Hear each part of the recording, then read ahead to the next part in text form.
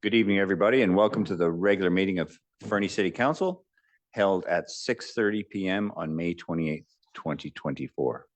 Ki Sukyukit. We acknowledge that the city of Fernie is located within Kukanamakas, the unceded territory of the Yakutat Nucleus. We recognize that we live and work in their vast lands. The Kanahunik are from Yakutat Nucleus and are members of the Tanaha-speaking peoples of British Columbia, Idaho, and Montana. Before I call the meeting to order, just a couple of things I'd like to touch on this week, this week, I apologize, is Accessibility Week from May 26th to June 3rd. And tomorrow, and I wasn't aware of this, is Red Shirt Day of Action for Accessibility and Inclusion. It's a day when people across Canada come together and wear red to create a visible display of solidarity to show their support for disabled people and their families, celebrate the achievements of disabled Canadians, and to pledge their commitment to help create a fully accessible and inclusive society. It's an Easter Seals initiative and was first celebrated in 2019. And June 3rd to 9th is Go Buy Bike Week. And as I understand it, Councillor Audie Kelly just got a new bike, so. We'll all be on our bikes. I'll call the meeting to order and ask for approval of the agenda. There is a late item, and it will come in at 11.3. Would you like me to read the recommendation? Would you mind? Yeah. The recommendation is that late item 11.3, modification of Montaigne Golf Course Covenant to include campgrounds, be added to the agenda, and that the agenda of May 28th, 2024 regular council meeting be adopted as amended. Moved by Councillor Audie Kelly, seconded by Councillor Hamilton. Any discussion? All in favor? That is unanimous. Thank you. And I'll ask for a mover and a seconder that the minutes of special meetings held April 17th, 2024 and May 7th, 2024 and regular meeting held May 14th, 2024 be adopted. Moved by Councillor Hamilton, seconded by Councillor Shoesmith. Any discussion? Councillor Ramirez. Thanks, Your Worship. If this is the ready grants special meeting is what we are referring to. Yeah, no, just wanted to appreciate the staff's work to actually put the table of all the grant recipients and how much was dispersed. I think that was missing from last year. So yeah, well done. Thank you. And maybe as an opportunity for improvement, maybe if there was another column that actually showed how much was asked for and how much was dispersed, would give a better public record. Okay, well, thank you. Although I will comment, there was the Ready Grant we did have the spreadsheet the previous year as well. We just sort of updated it at the last minute for this meeting. So we did have it in both years. But I think, not to dwell on the point, I think what distinguished this year's meeting, Councillor Ramadas, and credit to you, is you reinitiated the process for discussion that we used last year. And I think that actually accelerated the process for the evening. So thank you for that. So we have a mover and a seconder. All in favor? That's unanimous. Thank you. Your Worship, if I may for a moment. Yeah, I believe Councillor Ramadas, in order for you to be promoted, you have to accept it on your okay, I apologize. So we're just waiting for Councillor Ramadas to appear. He's not present on the screen, but he's present. He's present in person. Thank you. Not at all. So we'll move on to the public participation period, and I'd like to invite public in attendance or participating electronically who wish to comment on items listed on the media agenda in accordance with section 3.7.3 of the procedure bylaw to address council, except speakers must not address council regarding a matter for which a public hearing must be held or has been held pursuant to the Local Government Act prior to council's consideration of the matter or adoption of the bylaw. Speakers must not address council regarding a permit for which public notice must be given or has been given pursuant to the Local Government Act prior to council's consideration of issuance of the permit.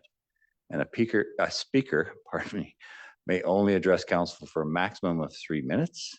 And as there's no one in the public gallery, I'll ask Ms. Rhodes if anyone online has indicated a desire to speak. Okay.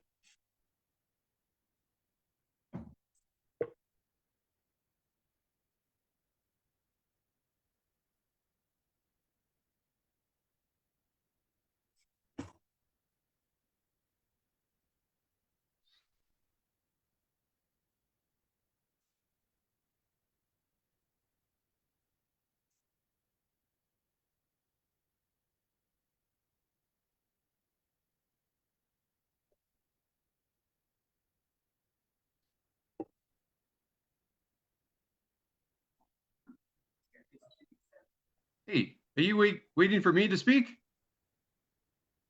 Yeah, if you can identify yourself, provide your civic address, Hey, and if yeah. you have video, if you can turn video on, that would be helpful. Yeah, absolutely. Hey, there we go. Sorry, I was waiting to be invited. My name's Chad Weave. I live at 34 Piedmont Drive up in Montaigne in Fernie, and I was just reviewing the meeting and I saw the proposed change for the campground for the amendment to the covenant. Is now, can I speak on that before? I was waiting until after it was presented to talk, but is now No, is the time? Now is the appropriate time to speak, Mr. Weeb. It's not a public hearing. That's an item on the agenda, but you have 3 minutes to speak to it now. Okay. So I guess I was kind of under the understanding that that was all approved and done, but the residents of Montaigne, when everyone bought lots and decided to move and build their homes there, the campground was never on the agenda. So there's a lot of people in the community that live up there, especially on the north side where their homes are going to be backing onto that campground, that are very concerned with potential noise, as well as just transit people coming through, staying for one or two nights at a time, and the possibility for increased theft and things like that would come with such things. But I will say noise is definitely the biggest concern. When you're in the backyards that are the houses on the north, the Montaigne or Pearstone, whatever you want to say, they've cleared so many trees out in that area that it's opened it up. You can see the camping spots right from people's backyards. There's been equipment working nonstop through long weekends and things like that. And even just I'm across the street from the houses that back on. And when I'm sitting on my deck, all I hear is the backup beepers, the equipment running. So there's a lot of concern with how much noise there's going to be. Um, I'm a little surprised that there hasn't been some sort of notification that's went out to the community, something that's happened. So we could, I don't know if we get to vote on it or at least come to council after we get a little bit more information and let people speak on it like I am right now, because there's a lot of people in the community of Montaigne that are not on board with this. And I know for a fact there's quite a few that if they would have known there was going to be that campground right behind their homes, Montaigne on that side wouldn't have been an option that they would have even entertained. And there's a lot of people that have put a lot of work and a lot of money into that. And it'd be nice to have everyone be able to say their piece and talk about it before a final decision is made and the covenant is changed. That's that's all I have to say. Thank you so much for having me. Thank you, Mr. Weeb. We really appreciate you sharing your perspective, and we'll deal with that item when we get to it on the agenda. Thank you.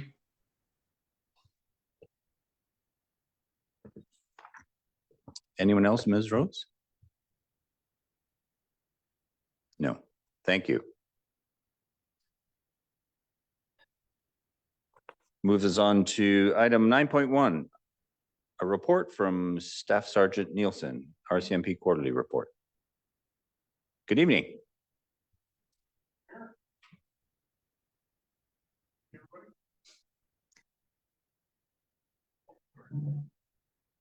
Someone? Perfect.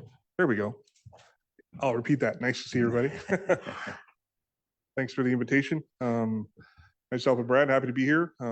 We're getting on to 2 years. Well, Brad's passed 2 years being in Fernie already, if you can believe that. And I come up in July. So we're excited about the progress we've done and some of the things that are happening and slowly making changes to the various detachment and units and moving things forward, hopefully. So if you want to put up the statistics, we can just sort of quickly go through those. If you have any questions about those, please.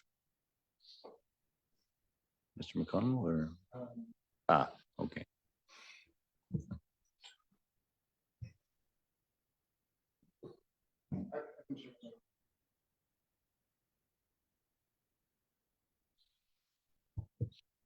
I can keep talking because as some of you know, I can talk for a while. So yeah, so some of the main things obviously with Fernie, with a lot of the communities in the greater Elk Valley area, the main focus for us has been the majority of the time has been traffic related or school zone enforcement. We have a project that was called the Izzy Deezy project for Fernie, which expanded out into different other city locations along Pine, or obviously down in the other school zone areas too as well. At times that we were doing throughout the year. So if we look at like the amount of projects, and obviously Corporal Rondeau is kind of the main driver for that project. And so if we look at the different quarters that we had, we look at quarter 1, there was, I'm going to call them projects or days, I guess we could call them too as well, that we spent, or moments we spent in those areas. There was 6 in the first quarter. So the quarters for us are generally 3 months long at the start of the year, starting in April and going to June and then into July and then through that way. Quarter 2 was again 6. Quarter 3 there was pages 13 in quarter 3. So from September through to December last year. And then quarter 4, basically from January until April, was 11. I think my page ripped on me. In the total in that period, there was a small amount of tickets and warnings that were issued in that period. I would add them up to probably be, well, there was 9 total that were given out in those periods. But the important part was the presence. And certainly I think we worked pretty hard with the Isabel School to create some sort of environment where the children and staff, students, and the parents generally felt safer. And we're still in that process with them as far as trying to help with the rerouting period and just how to create a safer space for the students that way. So that was sort of the statistics from the Izzy Deezy project that we had. As far as the statistics go, that's small for me. I am blind, but I can read it. I'm just kidding. So Fernie Municipality, obviously, if you see these are the quarter results for the last quarter. If along the top there, calls for service that we had. So if you look, they're generally fairly consistent all the way through, with I believe a small decrease, if I'm looking correctly, in the 2024 quarter. I asked you to sort of look at if we look at what we're trying to do as far as the detachment goes, and this year, as Mayor Milligan is quite aware, to do with the South Country patrols that we're trying to initiate here in the summertime. You can see the benefit of that when you look at the RDEK numbers, the Tobacco Plains numbers. Now, we do not get a lot of work from our First Nations community there. Most of the time that is kind of meet and greet sessions, and otherwise there's very few calls we get from Tobacco Plains, but they're grouped into the RDEK Business Key Hill. We're looking to try and change that just so we can get a more accurate total for what we get from the South Country itself.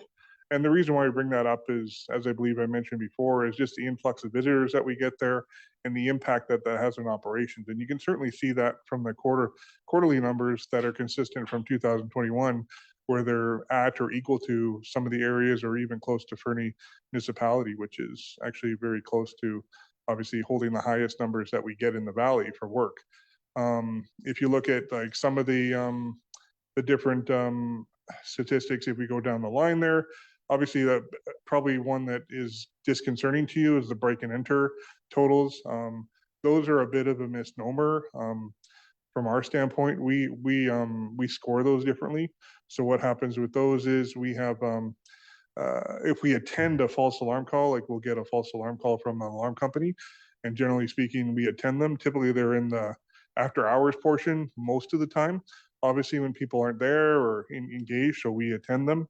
After hours, we're usually directed to come out via the division duty officer who controls that at night now within the RCMP process for the entire province that have on-call members. So if we attend to a alarm call, and specifically with the break and enter calls, and they're determined to be false, we score them as a break and enter, but they're a false scoring. So, but they do have the false alarm on them too as well.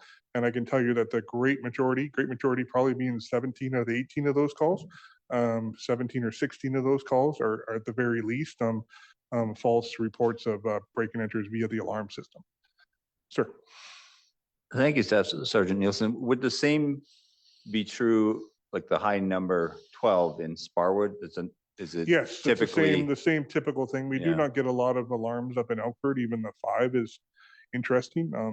The same would be true as Sparwood too as well. So that's fairly consistent across the board. And the reason why we introduce that here, and you'll see that consistently now moving forward from us, is just because if we go to an activity such as that, the members, your members, are spending time to go to these events. They're typically called out most of the time after hours. So they're getting up from their sleep, they're going out, they're coming to, let's say even, well, let's pick anything, right? Like say the school. City Hall. The City Hall, let's pick City Hall, right? So City Hall's got an alarm going off. We're gonna come to that, obviously. We're gonna do a patrol of the building.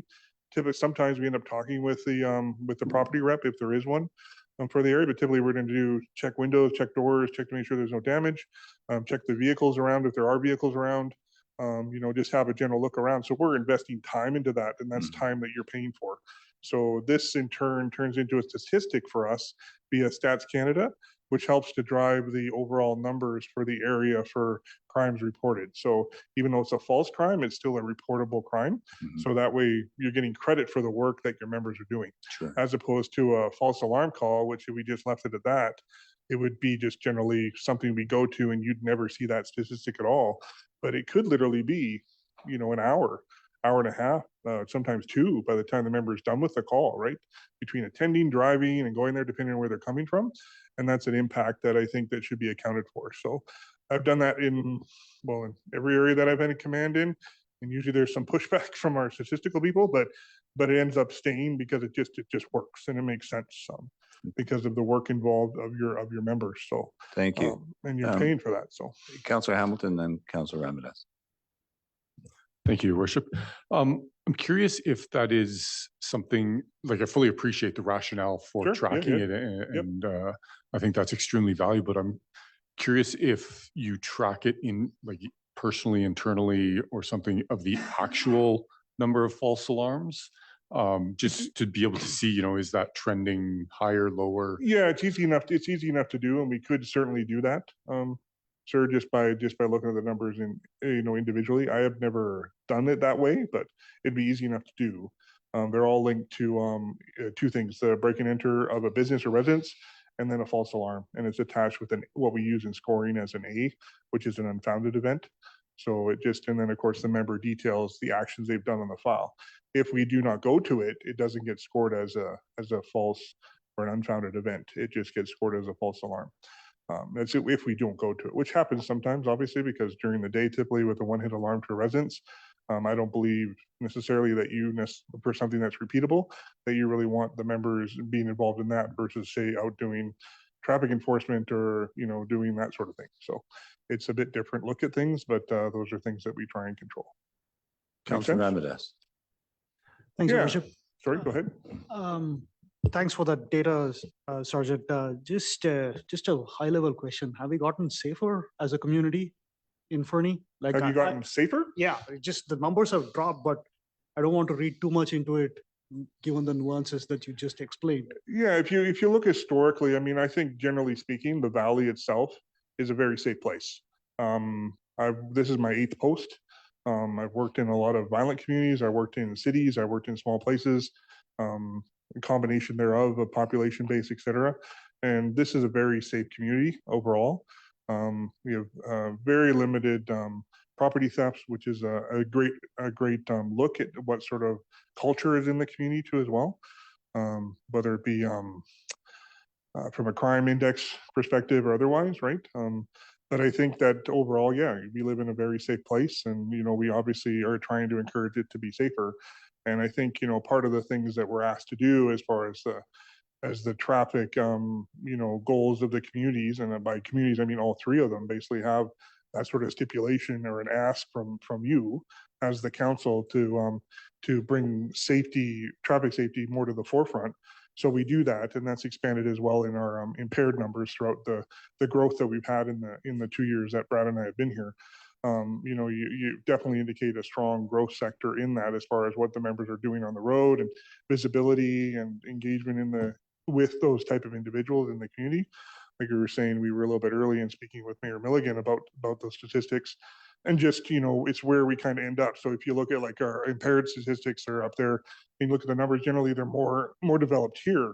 Well, what is the reason for that? Is because generally at nighttime, when most of that most activity is occurring, we're here. Why? Because the nightlife and the parameters around the nightlife, because of what the community is different from the other three. Does that mean we wouldn't be successful elsewhere? Absolutely not. We'd probably be just as successful if we were in Sparwood at the same amount. But generally we end up being somewhere where it's generally busier. And from a technical standpoint, we are a little busier, and it generally drives the look that way, if I can put it that way. Does that make sense? Yeah. Can I answer your question? Okay. Councillor Nixon. Thank you, Your Worship. Just curious if the rest of the province does the same sort of break and enter / false alarm sort of combination. It depends on where you go. It's I've seen it done in other places, which is where obviously I got it from. But as far as the rate difference, that would be unique, I think, to each area. I think for here, it's just the way things are. We don't get a lot of reported break and enters to us. And I say reported because obviously there are events that go on that do not get reported to us, whether it be small thefts or, something that occurred into a shed, for example, or whatever.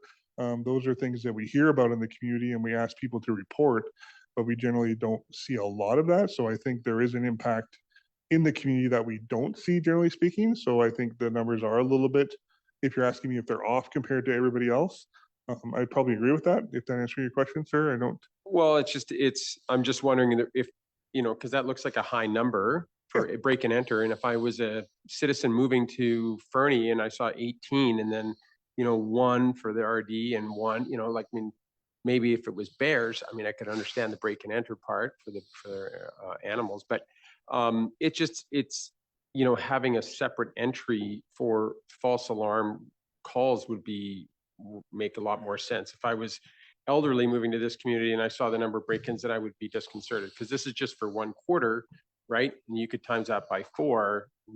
People would extrapolate. Okay. No, I understand what you're saying. 72 break-ins a year, which is a lot, right? So yeah, no, and I appreciate that. In my previous detachment, we had 212 1 year. So like actual real ones. So it's a definite difference in different locations, right? So, but I can certainly understand your perspective on that. I think it's important as well to account for what the members are doing in the community. And I think if you review the stats individually, that would show in the stats. We don't break that down here. Of course, we could do that in the future for you. So you see the difference between what are false break and enters and what you see are considered founded events or real ones. And that would probably be much more particular to this. This is a collection of statistics that have been done historically here for a number of years. So we're just trying to keep consistent for you. But certainly we could look at dividing that up. And I think overall, like when it's produced to the public, it would be a different methodology to it than what we do here, if that makes sense.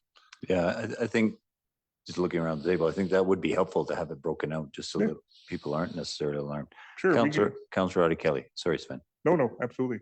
I was going to tease Councillor Nixon, but what do you mean if you were elderly? But since I'm more elderly than he is, Staff Sergeant, I just am a little bit curious, the speed warnings around town. Yes. Are you finding those are having any beneficial effect? And do you have any suggestions of where you think we need more or placement of them that you're finding real problems in? Honestly, I mean, I can give you a comparison of what we were driving an unmarked vehicle around. Brad and I were for the last half an hour throughout basically a lot of the areas that are considered problematic in the community and have been presented to us before, actually by council. And just sort of watching the active radar as we go type thing. And we're in an unmarked vehicle. Most people aren't necessarily familiar with it yet. It's usually a shock when the lights come on still, even though it's been around for, I think, 2 or 3 months now. But when we're driving around, and the highest speed I think we had was 45 in the 40 zone. Yeah, 46, 40, 46, 45 in the zone. So I think overall, I think, if you're looking at individual speed events collectively in any community, they're going to happen no matter where they happen based upon what the person is doing. So if we're fortunate enough to be there and be able to counterattack that, if you want to put it that way, counterattack the speed, that'd obviously be something we take advantage of. And for example, we received several complaints along Pine Avenue earlier in the year, and I know Brad himself actually went the day that we received, I think, 3 complaints at the same time, and we did hidden sort of laser radar with no cars visible or anything, and there wasn't one event, I believe. Sorry. Yeah, that's right. Yeah, there wasn't any that were caught in that period. So I think it's a lot of its perception too as well.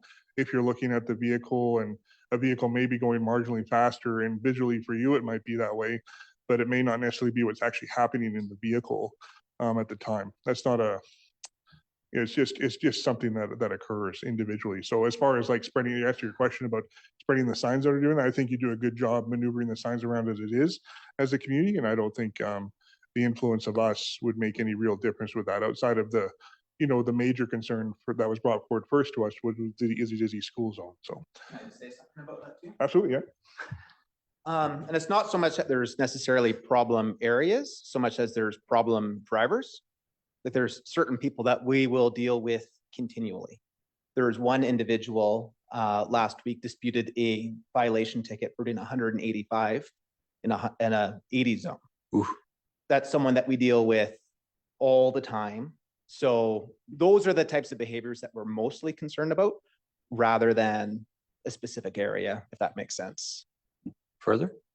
If you don't mind, your worship. Yeah, just because we have had, in addition to Isabella Dickens School, we have had the kids from Sophie Morgeau and also parents of children who are bused to Isabella express some concern about drivers in Mount View. And then also maybe it is perception. I have felt that maybe some people were driving too fast around the academy area as well.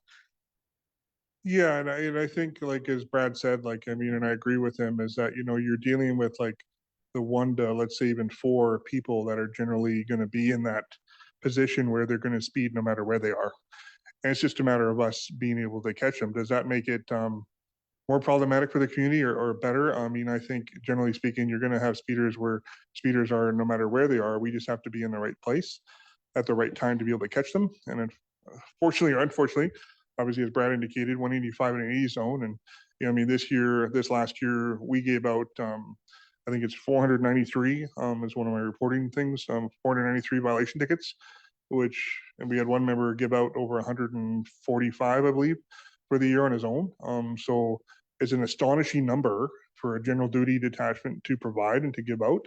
And I speak on terms of that of being at, like I said, 7 different posts before here. Your members do a lot for that. They're out there doing work that's on and above their normal general duty calls. And even though we have a specific traffic unit here, it's mostly highway based. So the most of the stuff that we do ends up being within the communities where we work, including obviously Elkford has specific needs, Sparwood, not so much in this point of like specific areas outside of the school zones, but definitely Fernie has their locations. And I think, if you're dealing with those type of areas like down at in Mount View, Mount Trinity and that area in there where the school is there, we have staff live down there. And, we get feedback from them as to what's going on and obviously ask those questions, which we do with every member in every community. I see it on my street. where I live in Sparwood on the main road up in the Upper Heights, and it's something you see, and you can see the same people do it every single day. So it's I think it's a process, and I think we're, as a detachment, we're very good at it, and I would defend that to anybody based upon just the sheer numbers of statistics that we as a unit give out every year. Thank you. Councillor Hamilton. Thank you. The discussion we just had kind of answered my question, but I was just curious for the specific number of local, municipal, I don't know what you call them, motor highway infractions. The offenses that we have? Yeah, because unless it's incorporated in one of the. Yeah, they're not actually incorporated in the Okay. statistics there. This is something that we've kept aside, like because of the interest in the communities. We've kept track of the different projects that we have, like indicated within the Izzy Dizzy project, which is the Fernie project. I apologize for the name and the repeating of it. It's just, I just love the name. So, I mean, it's just something I used when I first got here, and it just sort of stuck into it. So I use it all the time. And even talking with the mayor, sometimes we'll bring it up and he'll quote it. So it's just what we do. So I apologize if it's offending anybody. It's not trying to offend that. It's just using the name. But I think we haven't quite broken down, like, statistically what each community produces for violation tickets and all. Certainly it's something we could do. It just hasn't something we've had to do yet or had been requested to do yet from a totality standpoint. I would say that if you look at how often the members are here in the area, and if you look at our impaired statistics to the area versus other ones, you're going to find the statistics favor Fernie just because of the sheer amount of time that we spend here collectively as a group. It's just the reality of living in the valley, right? So, but it depends on the day too as well. I've been doing speed enforcement up in Elkford for like an hour and a half, and we pegged off 13 people in that hour and a half one time, the four of us standing there and like giving tickets, pro drivers, and I think we even got it impaired. So sometimes it can really be profitable, I guess you could say, for lack of a better word right now. But I think it all depends on which area, what time. But that's certainly something we could plan in the future, so you have a better awareness of that. Thank you, Sven. Councillor Nixon. Thank you, Worship. Just curious about I know that you've had issues with staffing. Are you all good with staffing now? One thing I was going to bring up. Thank you for moving me into that direction. I appreciate that. Yeah, so we're still unfortunately in the same zone we were the last time I believe we talked, where we were 2 members down. We're soon to be 3 because Corporal Rondeau, your own corporal, has actually been promoted to Rebel Stoke. That process is nearly through to completion, though, for selection for a new position. So we planned that out for months, and we're just in the process of waiting for the competency reviews to be done, and then the selection will come forward to myself to be able to make a selection for that. So we're hoping that'll move fairly quickly. There is a one internal candidate as well that applies, so it's potential to be filled very quickly. Perhaps, it all depends on the quality of the candidates. I know we had a lot of interest, so people want to come here, so that's a good thing. But the other 2 staffing vacancies we've had, we're doing a bit of movement around with. We're working with what we term as organization and class section that we have, which we've discussed a little bit with His Worship, just in regards to moving a position around in order to, because of the seriousness of some of the files we're going to start to receive. There's been a movement within the RCMP and within just generally how things kind of move as far as like how investigative things move forward, in particular with child pornography cases that are going to change those level of files within every community, as opposed they'll be coming more to us than remaining with the integrated child exploitation team that they usually have done in the past. Those are going to move to us more. So we're trying to make adjustments for that for the future. So we're right now we're sort of in transition, trying to look at moving one of our corporal positions into the general investigative section position that we have, which is actually based provincially out of the Fernie office. And so we're looking to do that in order to we have a very strong, we have 3 strong corporals, but we have 1 particular corporal that's interested in that type of work. So the idea generally is to put him in a position to succeed, have the other constables that want to do that type of work to be able to focus on that and have him as a guide, basically, and more of an instruction module. And we think that's beneficial to the community in preparation for obviously different things moving forward as far as staffing goes. Obviously, as I've discussed with the mayor and Mike, in regards to staffing levels here in obviously Fernie City itself, right? And just looking at those type of numbers and where you guys sit as far as the population versus what the membership number should be or can be in the community here.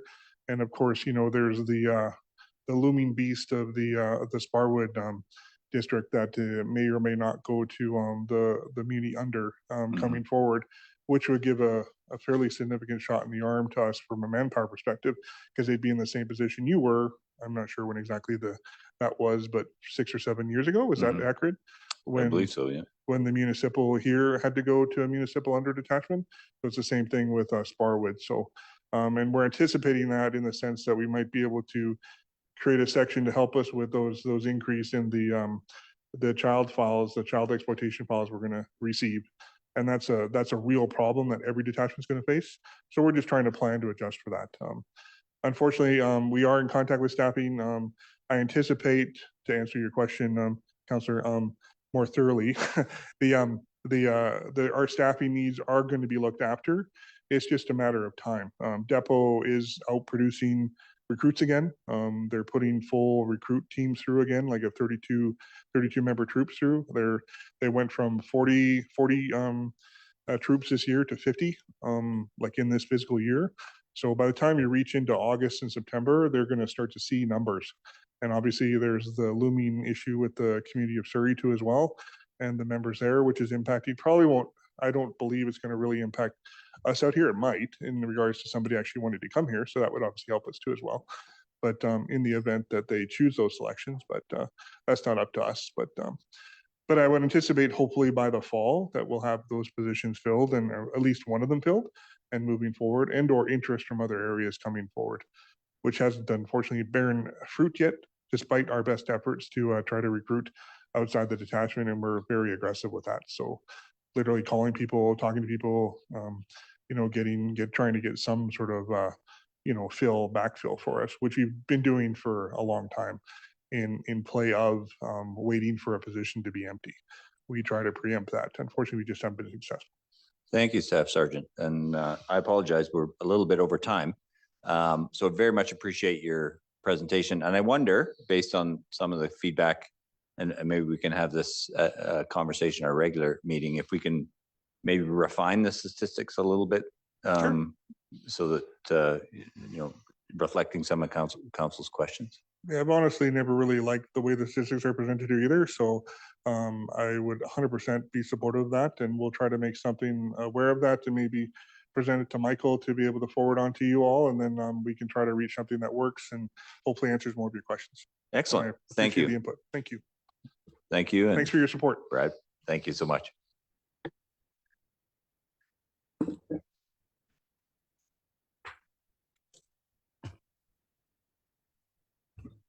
This moves us on to item 10.1, a report from Manager of Planning, Similini. Long awaited.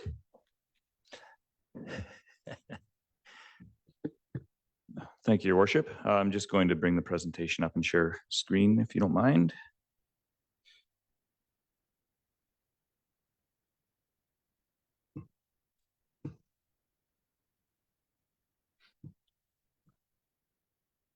Perfect. So back in, I believe, April, we came forward to Committee of the Whole with a workshop on small scale multi-unit housing. So across the province, it's being legislated that communities need to accommodate for multiple dwelling units on what were formerly known as low density properties.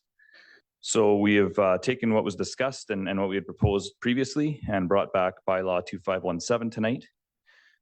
Just a quick look at the timeline. I love putting check marks beside boxes, so I put those down there and grayed out. So we're almost there. So what we did is we drafted the bylaw. We came forward to Committee of the Whole, discussed it, and refined that, and then we're here tonight. You'll notice a couple points there that are still not checked off above. So the interdepartmental collaboration. That's something that'll be ongoing. We talked earlier about having to do some analysis on what we think the uptake's going to be, and then include that analysis in our planning going forward on infrastructure planning and things like that. And then also the communication plan. So our communication plan is ongoing. There was a public notice that happened, and we've also posted information on our Let's Talk page. And we plan on, once the bylaw is adopted, we plan on putting together sort of an information package rather than just a link to the bylaw. So hopefully something that'll sort of just break it down into really easy to understand terms. That would take us to hopefully tonight with first, second, and third reading, and then adoption on June 11th. And then we'd be able to report to the province prior to the June 30th deadline. So for Fernie, we are a population of over 5,000 people. However, we do not have the public transit system that we see in larger communities across the province. So our responsibility is to allow for a minimum of 3 or 4 units. Again, this was discussed at Committee of the Whole previously. Majority of lots in Fernie need to accommodate for 4 units because they are over 280 square meters. There's a small number of lots in Fernie that are under that 280 square meters, maybe about 5% of the lots for rezoning. So the bylaw encompassed 3 different areas: definitions, consolidation of zones, and then regulations for the new zone, as well as the comprehensive development zones. I'll just quickly go over them. Very similar to what we looked at in Committee of the Whole, but important nonetheless. Definitions. We did do a definition of small scale multi-unit housing. Essentially, it says that it's a range of dwelling units, and then it just goes over a couple examples. But again, we're not necessarily tied to those examples.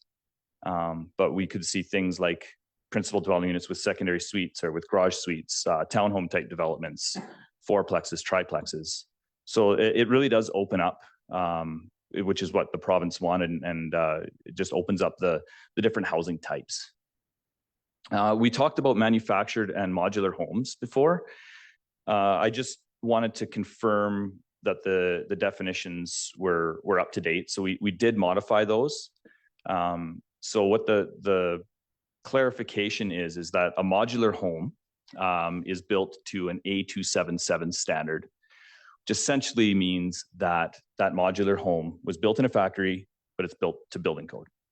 Whereas a manufactured home is built to a Z240 MH standard, which is built to its own sort of standalone building code, so not necessarily up to building code. So what we've done is we did not include manufactured homes as permitted in this area because we do have a manufactured home zone already, and we included modular homes because they are to code.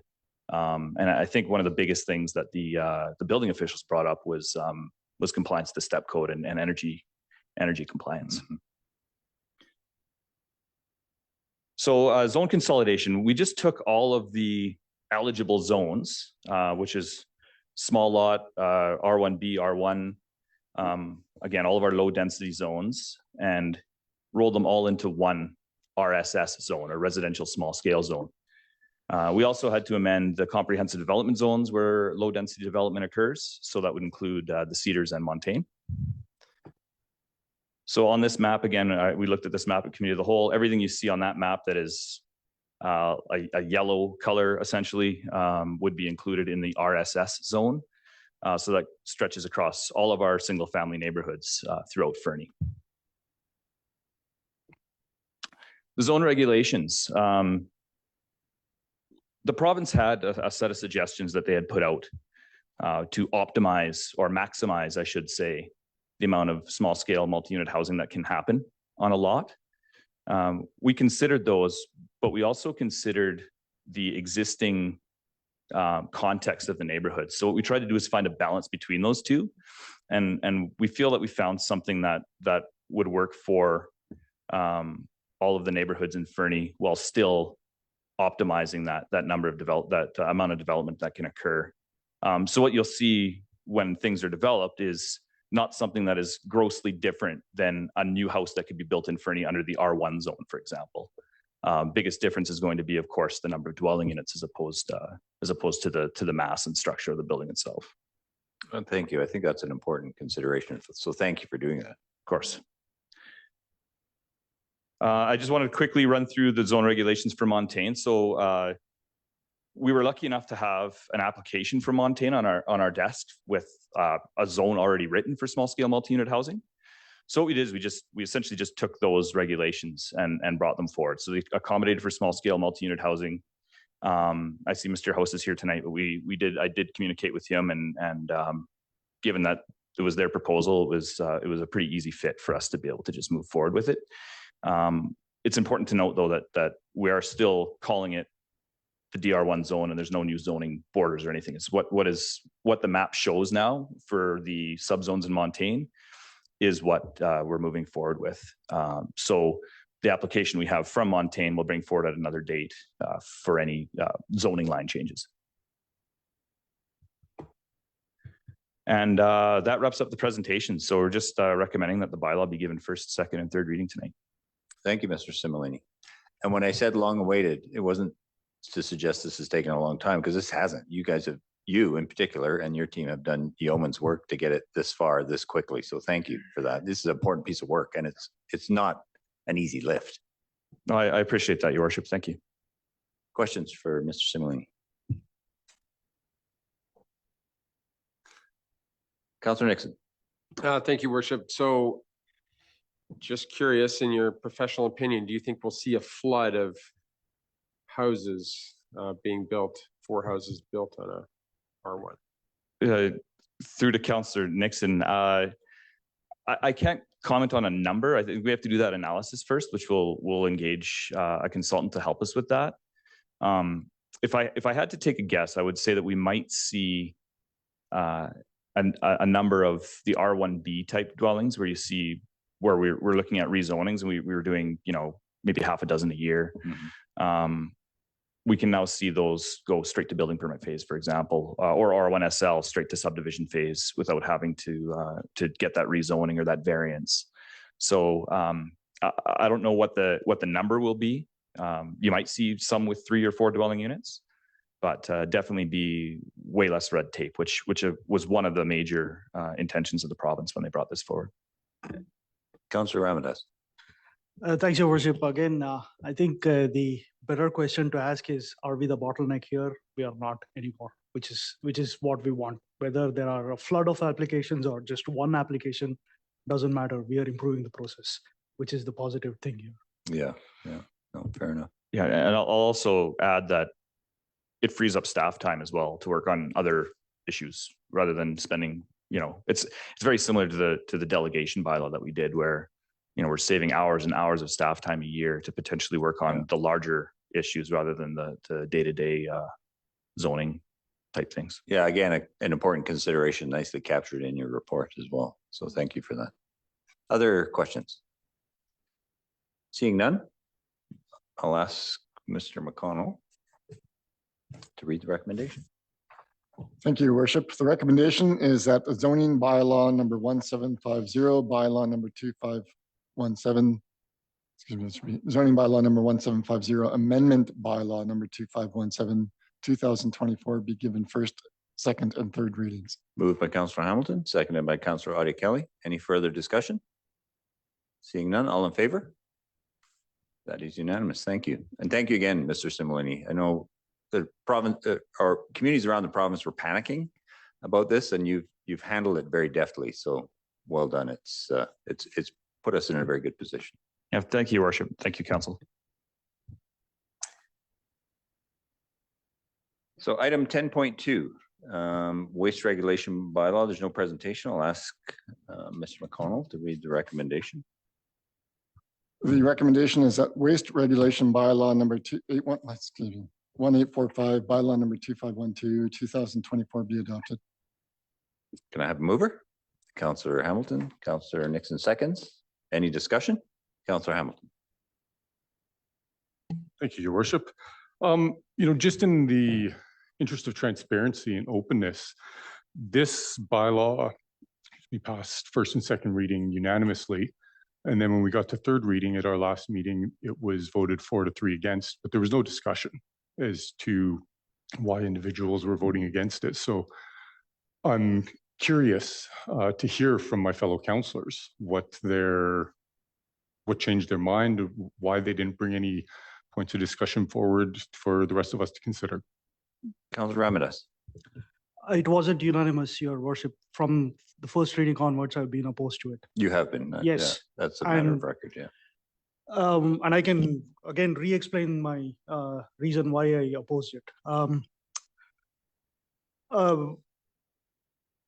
Don't get me wrong, like I'm not opposed to, you know, organics collection, but from the reports, and also through the discussion during the committee of the whole, the way I was thinking about it is there is commercial solutions available that an individual can buy. I mean, one of our colleagues here has a desktop composter at their place and it's working fine. So my reasoning behind this was there is market solutions available for people to, you know, get the benefit that they want to get out of this.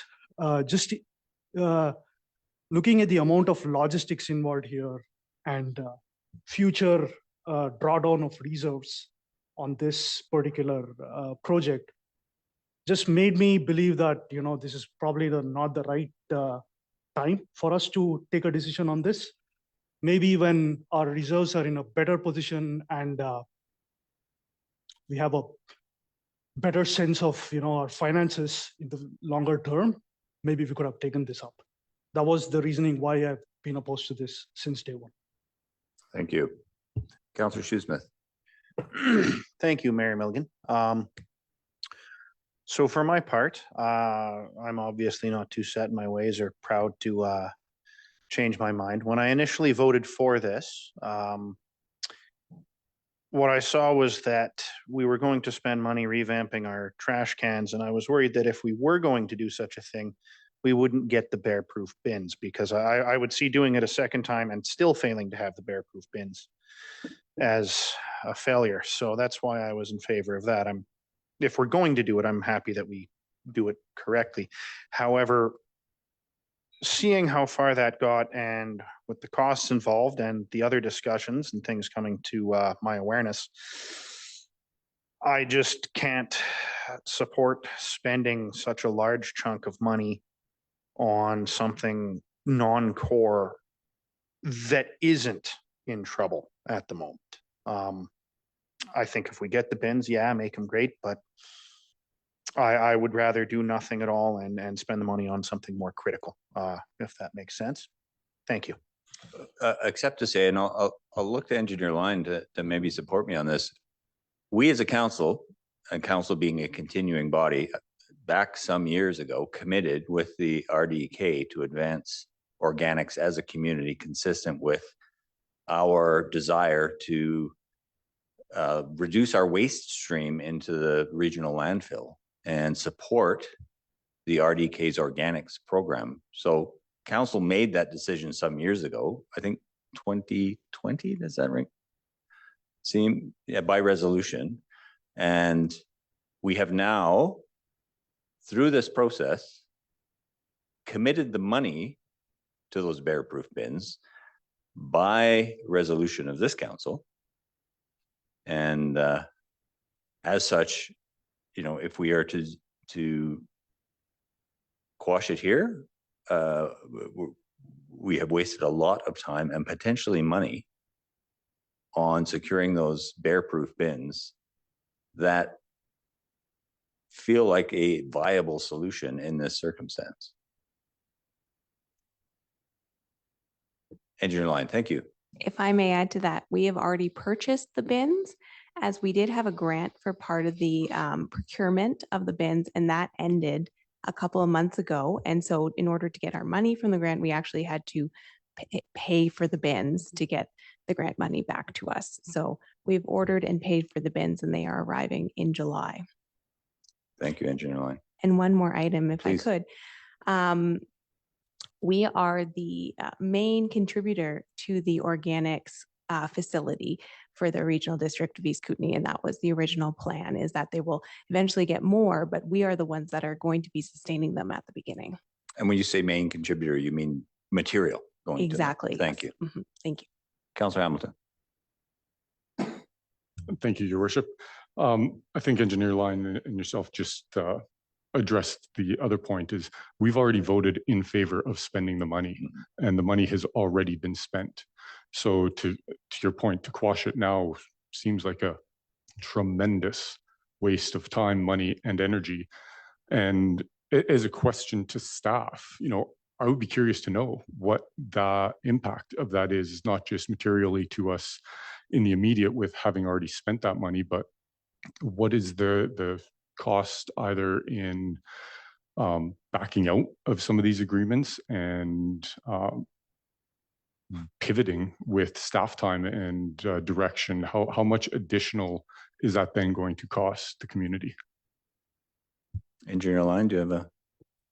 If I may, I don't really have that prepared as this Sure. discussion has only come up tonight, but I would say we would have to investigate that we are changing our agreement with our collector again. We are obviously the main feedstock for the organics processing facility. How does that affect them? We have put out this money for these carts already, have paid that bill. So what do we do with those carts? I do not know if we can return them. I couldn't tell you at this time, but we are only a spider in a web right now. And but you have been clear the grant money would then be lost to us Yes, we would Yeah. absolutely have to return the grant money too. because it's already timed out. Thank you. Councillor Hamilton, further? Thank you. Just as another point, I fully appreciate Councillor Ramadas's comments and recognize that he has been voting against this. However, the last meeting, the minutes that we've already approved do say that it was carried unanimously, first and second reading. That would be an error then. I'll have to check that and we'll confirm. I'll get back to council on that point. Yeah, thank you. If- Corporate if- officer. If I may, just as I do believe Councillor Ramadas was not in attendance. That may was, be the that would case. be the point I was going to check. Councillor Ramirez. Sorry, Your Worship, just if my memory serves me right here, I think the councillor on my right voted no on the first reading and then voted yes the second reading. That's how I remember. Yeah, I think let's not speculate on the vote because we'd have to go back and do a bit of forensic analysis. But yeah, no, you have been consistent, Councillor Ramirez. I did want to acknowledge that point. Other discussion? Mr. McConnell. If I may, Your Worship, I do wish to point out one thing, that this is a technical error. That was the motion that was read is missing a word in the actual name of the bylaw. And I wanted to read out the name of the bylaw to ensure that that we are moving and seconding on the proper name of the bylaw. And so if the movers and seconders are opposed to what I'm addressing, we could move to amend it. But I've left out one word. It's that the Consolidated Waste Regulation Bylaw number 1845, Amendment Bylaw number 2512, 2024 be adopted. It's the word amendment that was missed. And I want to raise that to ensure that it's understood that that should be the proper resolution. And the mover and seconder are comfortable with that? Councillors Hamilton and Nixon. Yes. Yeah. Thank you. And I apologize, and I'll make sure that the minutes in that reflect that properly. Thank you. Engineer Line, you had a comment, then Councillor Shoesmith had a comment. If I may, there were 3 votes against it at the previous meeting, and we've heard from 2 councillors. Thank you. Councillor Shoesmith, do you have another comment?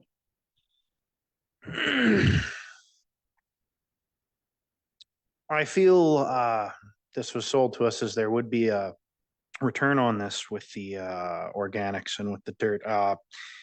Subsequently, having spoken to other communities, I realized that there wasn't actually as much buy-in from everybody else and that we were the ones primarily footing this, which I had been previously unaware of. Forgive me for not knowing the history of governance in all the towns in the valley. But I would probably swing my vote in the interests of not wasting money that's already spent. However, I do feel henceforth going on, we should definitely be fiscal hawks with our eye on exactly what it is we need to do, because there are a lot of needs that this town has. We are limited. Thank you. Councillor Audie Kelly. It appears that there would be some desire to hear why I changed my mind, much in accordance with what Councillor Shoesmith said. I also learned from other communities subsequently. I feel that my original vote was not as well informed as I would have liked it to have been. After having read some of the things about bear awareness, etc., having gone back in history, and I believe it was possibly even the 2018 council that maybe committed to the transfer station. I then subsequently did a little more research and actually also spoke to people from other communities and said, you know, why is your community not involved? And I also learned that the bins were a great deal of money and maybe will not, maybe I'm not using the right terminology here, but maybe won't give as much value for the money as I had thought they would in terms of being bear proof. And I sort of felt that it felt like a little bit of non-core spending that we shouldn't have made. And that was the reason for my change of mind, basically. I wish I had done my own due diligence prior to casting my original vote. Councillor Shoesmith. And if I may, one final clarification. I'm not opposed at all to getting good quality anti-bear bins. If we're going to be doing anything, I feel we should be doing the right thing and getting something that is robust. It's all the added complexity and everything else involved with rolling out this system. Thank you. Thank you. Councillor Nixon and then Councillor Ramirez. Thank you, Worship. So they're bear resistant bins, not bear proof or anti-bear, but they are bear resistant bins. And we are going, this is the path that we have taken, we've chosen, and it's correcting a mistake that was done in purchasing the first bins that are not, they're gravity fed. The bears get into them no problem. They're right. Animal resistant. They're animal resistant, right? So this is what we came down to at that original meeting. This is what we talked about. We talked about a 1 hour bear resistant bin. That's what we're getting. That's what we voted on, and we'll be getting them in July. As for other communities, they all voted in favor at the Regional District of East Kootenay to build the transfer station in Sparwood. And it's being built. Those other communities are being part of it, Elkford and Sparwood. I listened to the meeting myself in 2021, and I think it was the spring, and I was on a bike ride. I remember the exact moment that Megan Lohman said, we're going to dump that first load on Dean McEacker's lawn. Although I think since, just for clarification, I think Sparwood has opted out. I think they're going with a different process. Councillor Ramirez. Thanks, Your Worship. Not to belabor the point, the whole thing, just like Councillor Shoesmith, I'm not opposed to this. Like I care deeply about conservation issues myself. It is the logistical complexity that really worried me. You know, as is when you look at some of the examples. Just the last meeting we had the complication of not able to run all the swimming lanes, for example, right? It just feels like it's a complex organization, the city as is, and on top of it, to take on yet another activity will just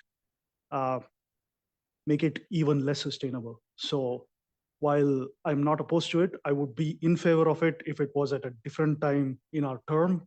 But I think at this point in time, we need to simplify our activities and streamline our current activities instead of taking on new things. And that's the reason why I voted no.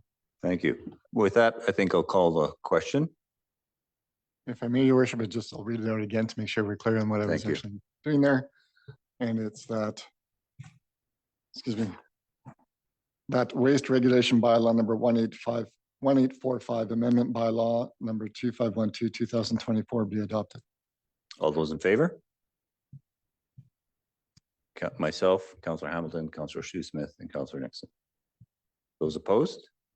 Councillor Ramirez and Councillor Audie Kelly. Thank you. Councillor Hamilton.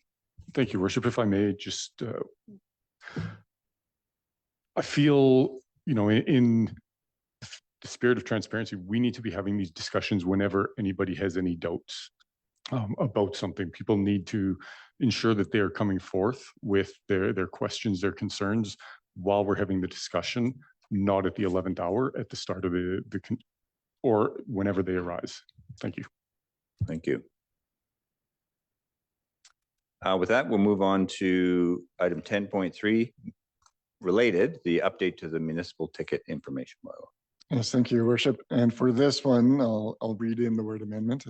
That municipal ticket information bylaw number 2041, amendment bylaw number 2513, 2024 be adopted.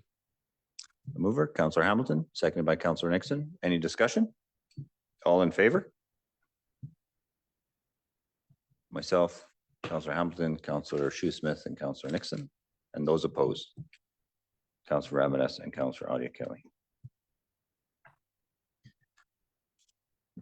Thank you for that, and thank you for that discussion. And I would say, sort of echoing, I was called draconian when I suggested we should actually enshrine language in our code of conduct that councillors speak to the issues. I can't even remember the way I worded it, but we're expected to speak to the issues. But I would encourage everyone to, if you have concerns or doubts at any juncture, that you voice those concerns. And to your point, Councillor Ramirez, you've been very clear from the start, so I appreciate that. But if there's a change in direction, or you need more information, or you'd like to ask deeper questions, please do. We've got staff here to support us, to provide us with that information. We don't have to make decisions in the moment. We need to be as well informed as we can be and comfortable with those decisions. So I'd encourage everyone to do that. And I will not be draconian and demand everybody do that. But thank you for that conversation. Moves on to item 11.1, the Ferry Creek Reservoir rehabilitation tender. Wow. Apologies. A report from Engineer Line. Thank you, Mayor and Council.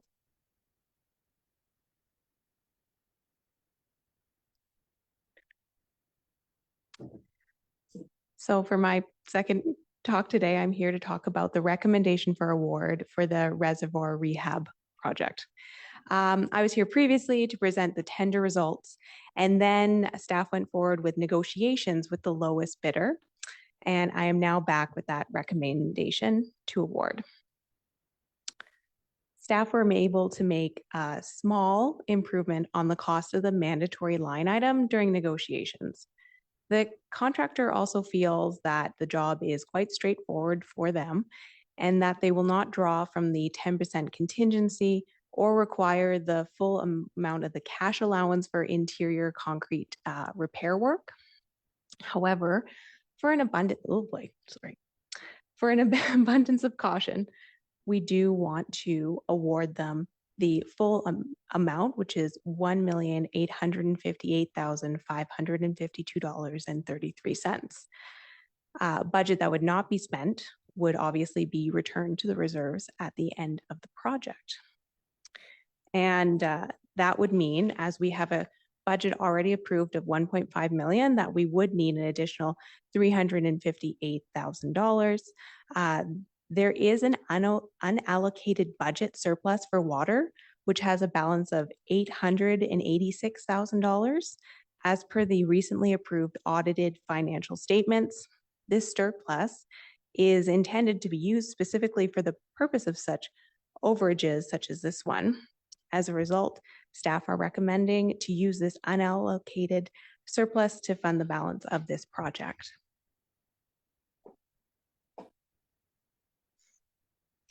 And thus the recommendation is to award to our lowest bidder that came in on this second tender attempt and provide the rest of the budget through the unallocated surplus. Thank you. Any questions from council, from Ms. Line? Ms. Engineer Line and maybe Director Burdett, I've written it here, I think from the report. So the remaining 527,000 from that unallocated surplus will be held in hand, so to speak, for overages on other projects, or will that at some point be transferred into reserves? What happens to that money? Thanks, Mayor Milligan. That surplus can basically be considered its own reserve. Okay. I tried to look into the history of how that number came to be, but it was before my time, and it wasn't very easy to do that. So I thought in the interest of protecting the health of our water capital reserve, we might as well use some of that while it's there. So so that money, that was unclear to me. That money's been hanging around for a while then. That's correct. Yeah. Oh, thank you. Okay. That's good to know. Surprise. Councillor Adi Kelly. Thanks, Your Worship. A little bit scary that money's been hanging around for a while and we kind of didn't know. And no disrespect meant to staff at all by this question. How confident are we in these numbers? Because we have seen project after project, exceed, like I'm thinking of the dikes, for example, and that kind of thing. Like, how comfortable are we? Like, are we comfortable enough to put ourselves all on the line? Like, if we're wrong, we'll resign kind of thing? Like, or how confident are we? If I may, definitely not going to resign. Going to take that off the table. But we wouldn't want you to. I appreciate that vote of confidence. But what we have here is we have a 10% contingency, as well as this $150,000 for interior crack ceiling repairs, not just on the ceiling, sorry. And that is a lot of money. And this is a small project location. When we talk about the dikes, they were kilometers long. For example, the Annex Dike, that was a lot of work. This is a very small location by a team that has done this type of work before and is very proficient in it. So they were actually trying to get us to award it without the contingency. And I said, no, thanks. So I believe we do have sufficient budget with this, more than sufficient budget, and that budget will be returned at the end of the project. Councillor Hamilton. Thank you. With our tendering process, when we enter into a contract with them, can we not just stipulate this is the amount of money you're getting maximum, and if you come in lower, great? To the point of going over budget, like we set an allocated budget, correct? If I may, so they will, it's not like a lump sum contract. We're not giving them this entire budget, right? They charge as per the items. And so at no point would we just give them the budget, and we do, us and the consultants associated in this time will track as they're doing the work. And if we see coming up that they're going over a line item that costs are escalating, then that's when we actually work on performance. Like, hey, we're seeing this is going much more expensive, or we found something that we were not aware of during the design process. How do we design around it? And that's where that contingency would come in. But this reservoir is very new.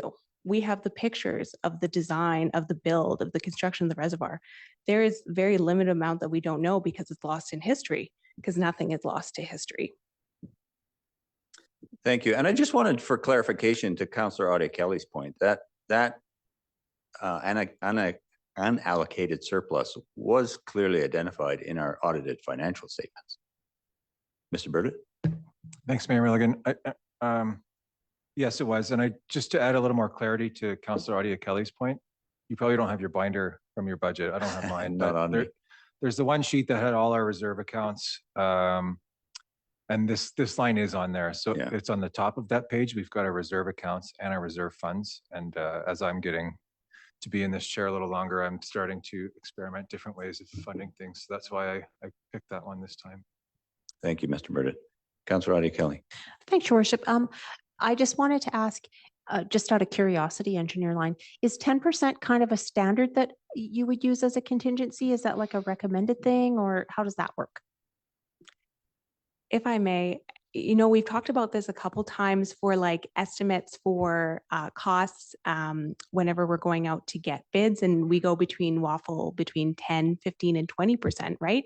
And that's what we're seeing as a smaller mountain town that is isolated, that costs are higher than our more urban, bigger facilities. So it really depends on what we are guided by our consultants on these ones, and the type of project, how large a project is, how difficult it is, will all be brought into the estimated contingency that they believe we should carry.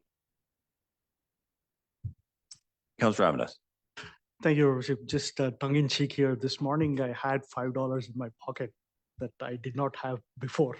Just promptly went and spent it on vending machine stuff. So that was not fiscal responsibility. This is fiscal responsibility. It's good. Oh, thank you. I have, before I ask for a mover and a secondary, I just wanted to ask, through this work on the reservoir, there's no anticipated disruption to fresh water supply to the community, is there?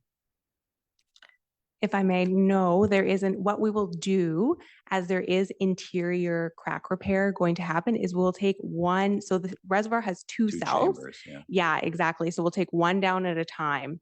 And so there will always be a storage of water, and we will not have interruptions. Perfect. Thank you for that clarification. Councillor Shoesmith. This won't surprise anybody, but I'm quite excited for concrete repairs. This is great. Yeah, no expressions of surprise around the table. So with that, I'll ask Mr. McConnell to read the recommendation. Thank you, Worship. The recommendation is that council authorize staff to award the contract for construction of the Ferry Creek Reservoir rehabilitation to River Valley Construction Services, and the amount over budget of $358,552.33 be funded through unallocated surplus for water. Moved by Councillor Hamilton, seconded by Councillor Shoesmith. Any further discussion? All in favor? That is unanimous. Thank you.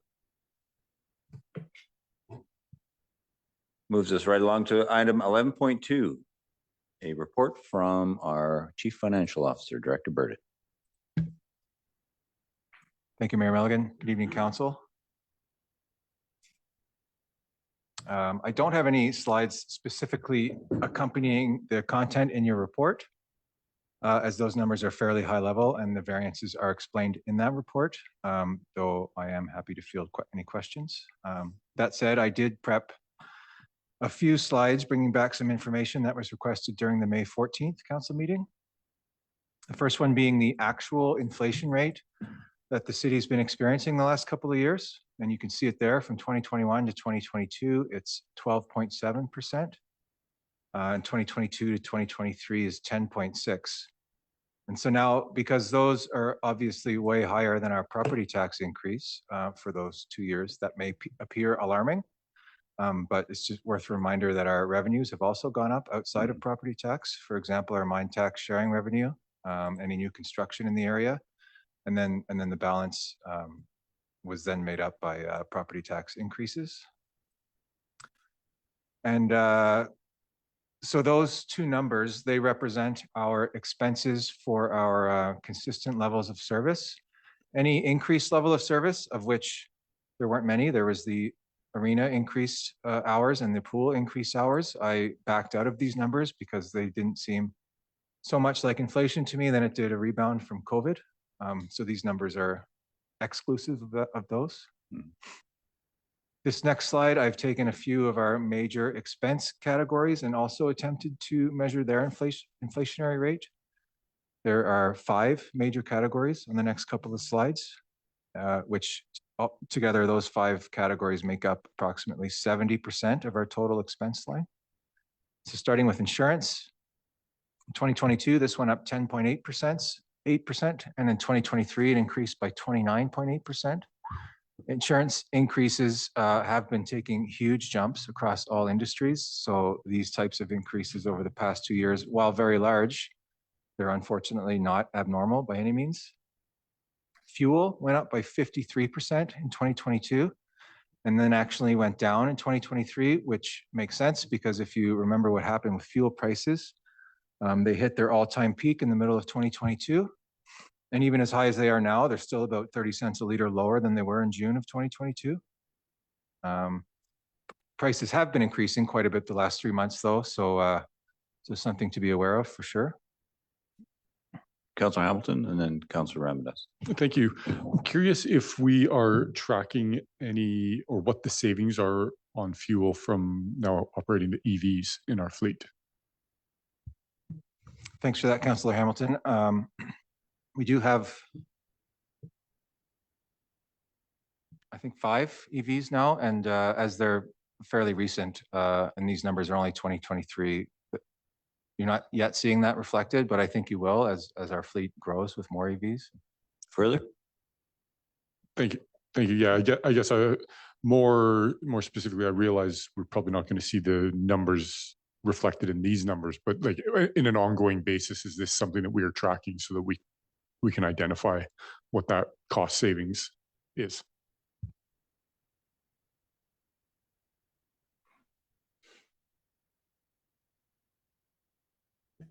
Yeah, thanks, Councillor Hamilton. We do have obviously the mileage of our vehicles, and then we have our flow accounts that we use to charge those vehicles, so we can pull the cost and data from those and compare it to what it would be with gas and whatnot.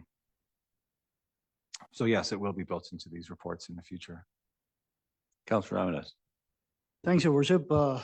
Unfortunately, this is 4 months too late. Like, why didn't we have this in January or during Council of the Committee of the Whole meeting or before the first reading of our budget bylaw? Thanks, Councillor Ramirez.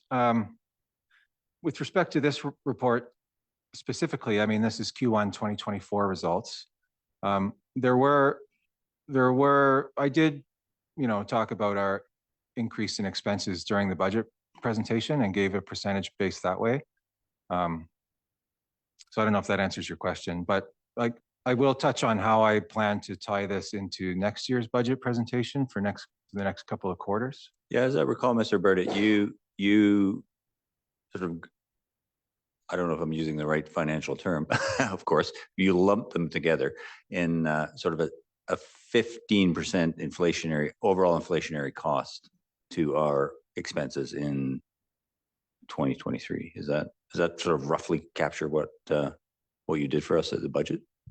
Yeah, roughly. Yeah. But that would include things that aren't in these numbers, like increased service level at the pool and increased staffing level. Yeah, but those were discussed in preparation for the 2024 budget. We weren't making decisions uninformed. That's right. I did give those stats, maybe not in specific categories like this, but certainly broken out across departments and overall. Yeah, which is one of the reasons we allocated the COVID. I've already forgotten what it was called. Mercifully, COVID restart money, right, for offset the full increase hours of the pool. So we knew those numbers. It's not, we can't express surprise now. Yeah, I mean, I'm not. Sorry, I'm not asking you to defend your budget process. No, and I'm just not making trying a statement. But yeah, I do recall there was a slide that had things like insurance costs increases and whatnot. There was, yeah. Councillor Ramirez. Sorry, Your Worship, I actually don't recall. I think I have gone through all the presentations and package as well as I could. Surely I might have missed a few things, but this was one specific ask that I had for the CFO even back then. Like if I had this information back in January, my voting or my thinking process would have been a lot different than where I ended with. It was not set up in this fashion. So what you're asking for is in future, you'd like to see these numbers broken out to this granularity? Yes, Your Worship, before the first reading and when it is presented during committee of COTW or any other platform before we actually vote. If I had something like this, it would have, the type of conversations we would have had would have been completely different. I don't recall having seen this. Mr. Burdett, did you care to comment? No, thank you for the feedback. I mean, yeah, there was 10 hours of budget meetings and, it's definitely easy for something to get overlooked in those 10 hours. And I'm not saying you're not correct. I'm just saying I appreciate the feedback, and I'll certainly take it into consideration. Councillor Ramirez. I did ask your worship a couple of times. Yeah, and you've asked again, so thank you. Thank you, Councillor Ramirez, for that question. And so I'd say in this fuel category, the majority of our fluctuation is based on price. Our fleet hasn't really grown, so there'd only be small variations year over year in terms of usage, depending on snow levels and whatnot. And we have talked about this before, but our current software and staff capacity, we don't track usage and price metrics on every piece of equipment that we have. We're just not set up to do that. And so, this is my best estimate at what's inflationary driven and what's usage driven. Utility costs went up in 2022, 14.1%, and again down in 2023. So going up in 2022 makes sense as rates and carbon tax increased. And the main reason for them going down is this roughly matches the timeline when LED lights were installed all across town. So we are seeing savings from that, which is slightly offsetting the rate increases and carbon tax increases and other things for utilities. Wages and overtime, fairly flat increases here, as most of these are tied to pre-existing contractual agreements. Our actual increases were higher than these percentages indicate, because in 2022 there were a few positions added, and so I've backed those out of these numbers. These are our pre-existing wages prior to 2022. Just again, trying to show the effect of inflation on pre-existing positions. Sorry, Councillor Shoesmith. Thank you, Mayor Milligan. Would those numbers be a little lower than the rest because those agreements they're based on are pegged to the CPI? Would that be where that comes from? Thanks, Councillor Shoesmith. A lot of these agreements for these 2 years were ratified in 2010 when, inflationary levels were at 2%. And so I think going forward, you may see these numbers start to rise with the current inflationary environment that we've been in as our agreements expire and we ratify new ones and so on. Thank you very much. Councillor Kelly. Thanks, Your Worship. Part of my question was answered. So our contractual obligations were related to CPI, which is generally what most people in the public peg inflation at, the basket of goods that affects them. Thanks, Councillor Kelly. Not directly tied to CPI, but that's definitely used as a guiding point for the agreements. But some of them were just flat increases that were defined in the agreement, not categorically tied to CPI. They were just negotiated percentage increases. But those increases were close to CPI for those years. Yeah, thank you. And then lastly, benefits increased quite a bit, 2021 to 2022, 16%, and 22 to 23, 6.3%. Also normal across municipalities in the past 2 years. Benefit providers of all types have had their costs increase, and also overall usage stats post-COVID are up, which then result in higher premiums for us. The second question from the May 14th meeting was around the asset retirement obligation accounting standard, which was new this year. The question was, how far in the future do we estimate this liability? The answer to which is forever, assuming a few key criteria are met. And I typed one of those criteria out: legal obligation to incur retirement costs. That one criteria basically had the most effect on what we recognized this year and what we didn't. So, for example, buildings containing asbestos, there's legislation in place that requires the removal of asbestos, which then creates a legal obligation for the city to record this liability under the standard, which was essentially all of the liability that we had in 2023, which then brings us to the second part of this question, which was at what point do we recognize a liability for the existing sewage treatment facility, for example? And so for this asset, along with other big infrastructure assets like roads and bridges and water infrastructure, they're very rarely permanently removed from service. They're generally routinely replaced. And so because of this, the assumption that most municipalities or all municipalities used is that our current sewage treatment facility will be replaced. If at that time of replacement, it turns out that we need an entirely new location for this, then perhaps there would be a legal obligation to reclaim our current site. As of right now, though, that's not the assumption being made. So there is no legal obligation for this type of asset under this standard. And then the third part was a question about how changes to this would be shared with council. And I think that with how infrequently we enter obligations to retire certain assets, this would be updated annually for council as part of our budget process.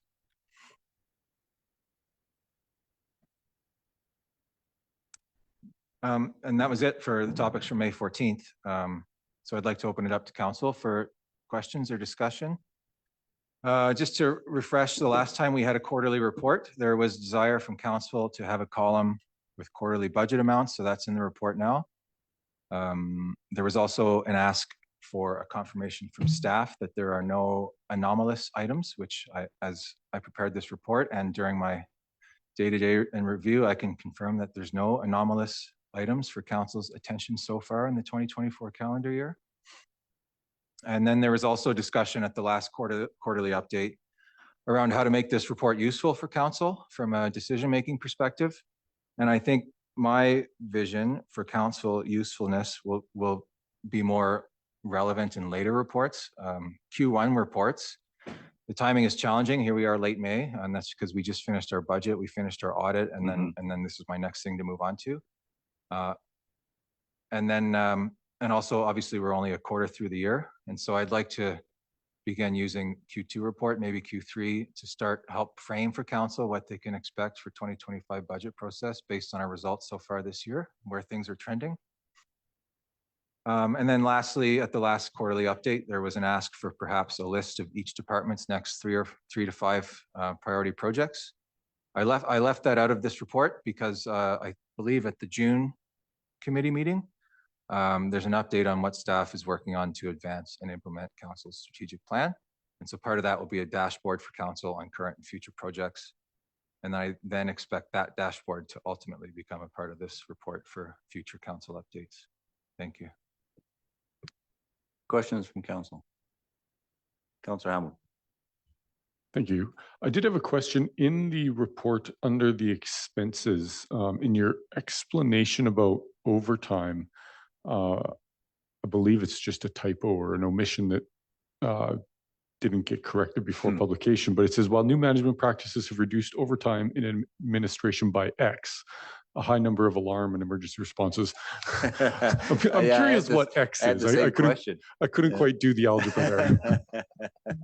So I apologize for that. X basically is my overtime because I mentioned this during budget too, but that being my third budget cycle, I finished it without any extra overtime outside of council meetings. And so that alone is a huge win and savings for the city and savings on my mental health and whatnot. So but I apologize. I didn't fill in the X. Yeah, please.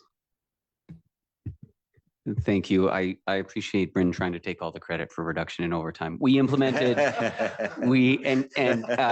but he has seriously improved the processes along with his team, Sydney and Suzanne and the whole finance team. I think they deserve a lot of credit for some of the ongoing process improvements. We talked a lot last year about it and the year before about building foundations, and we're now improving on those standard practices year over year. So it's good. This is a really basic one. We've implemented a process change by administrative policy for exempt overtime, in that as you accrue overtime, you're meant to use that for your RDO first, and you're meant to modify your day after a long council meeting.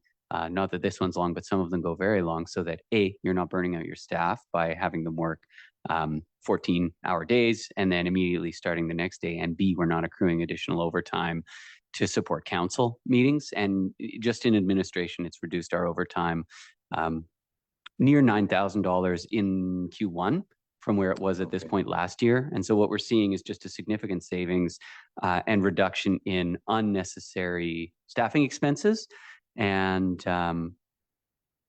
conversely, we saw a significant amount of alarms and all calls in Q1 in January alone. And so our overtime for fire and emergency services is high, but that is not a number entirely within our control. Fair. So in the place of X, we should put the near $9,000 number? We can do that and I can provide that. Well, I think as long as council knows that number, I think that's fair. Further questions? Councillor Ramadas. We have also returned the favor, Your Worship. Our legislative expenses have gone down too, which is good.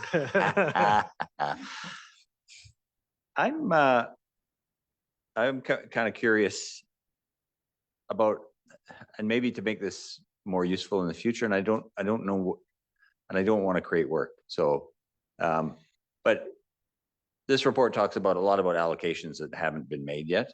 I wondered if we could have at least a list, on the side somewhere, of what those allocations might be, and whether you have figures you could put in there, just so we have a sense of, and knowing that will happen throughout the year,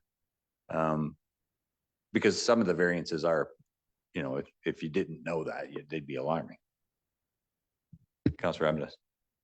Just to add to your point, Your Worship, it's that chunkiness, right? Like as you get closer to first quarter, you're like up or down by 25-30%, and by the middle of the year, you're like down or up in the opposite direction by 30%. Like that's the uncertainty that we want to kind of decrease. And I agree with what Worship is saying there. Yeah, thanks, Mayor Milligan, Councillor Ramadas. For Q2, I'll have those in there, and then those explanations removed. But then that'll just leave, timing variances like snow removal happening later in the year that will exist. And it's okay. I'm at work all day anyway. So. Well, and you're challenged with the number of things. Delays in invoicing from capital projects, for example, was another one that, and I know our process, I don't think we do accruals. So we're stuck with this late invoicing. So I'm not asking you to fix that, but just, those are the sorts of explanations that are helpful throughout the report. So nobody's falsely ringing an alarm bell. Councillor Smith. Thank you. Thank you, Mayor Milligan.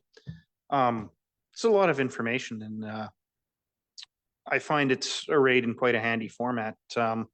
I'd just like to note that no matter how hard you try with 7 people asking to parse it a million ways, there'll always be some kind of ask. So, I hope we're not too bad for your mental. Mr. Barnowski. Thank you. I've had a moment to pull up the numbers out of interest. In 2023, April year to date, overtime for administration was 27,000. In 2024, that is 12,192. So it's a little higher than my estimate. But significant. Thank you. Other questions for Mr. Burdett? We just received that report for information. Thank you, Mr. McConnell. Thank you, Mr. Burdett. Moves us along to late item 11.3, a report from Manager Similini.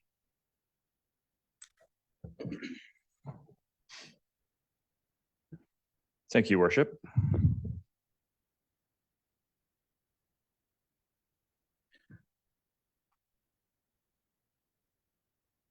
Just a brief presentation on the covenant modification for Montaigne Developments. Covenant has been on title since around 2014, I believe, or this version of it. And in that covenant, it's stated golf course and golf clubhouse are permitted in the LR2 zone, or I should say LR2 subzone. I think it's fairly common knowledge at this point around the community, staff, council, and the developer that golf courses is not on the table at the moment. so the property owner has a desire to construct a campground in that LR2 zone. And they are asking that council modify the covenant to allow for that. It is worth noting that the LR2 zone currently allows for campground in the zoning. So it is listed as a permitted use. That happened back in 2018 when the zone, the map that you see on your presentation there shows the blue is LR2, the brown is called DR2, which is detached residential 2. So in 2018, the zoning was amended to include that detached residential zone as well as the LR2 zone, including campgrounds. So that it's campground's been a permitted use since then. And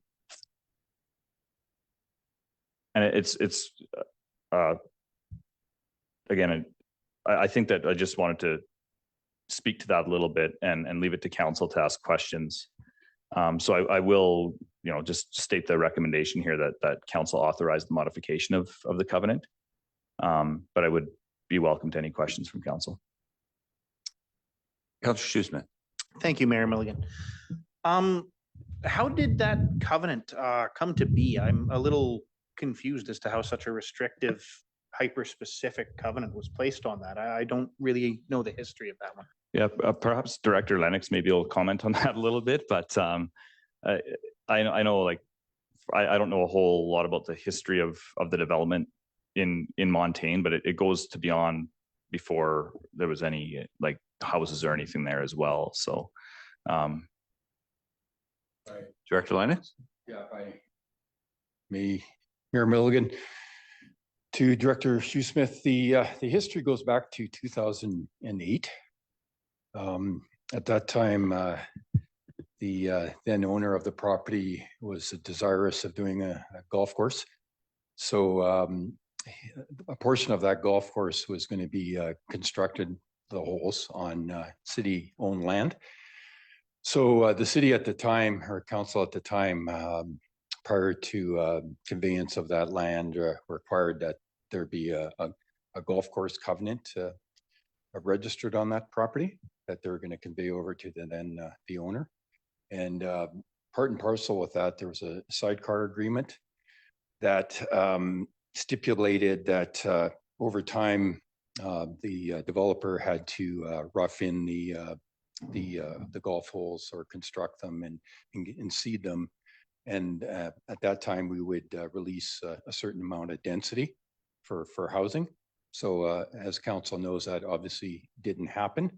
So in 2014, Parastone approached the city, and I think as a condition of them purchasing the property, they wanted to have that covenant, which restricted the particular lands just to golf course, as well as maintenance facility and concession stands, I believe.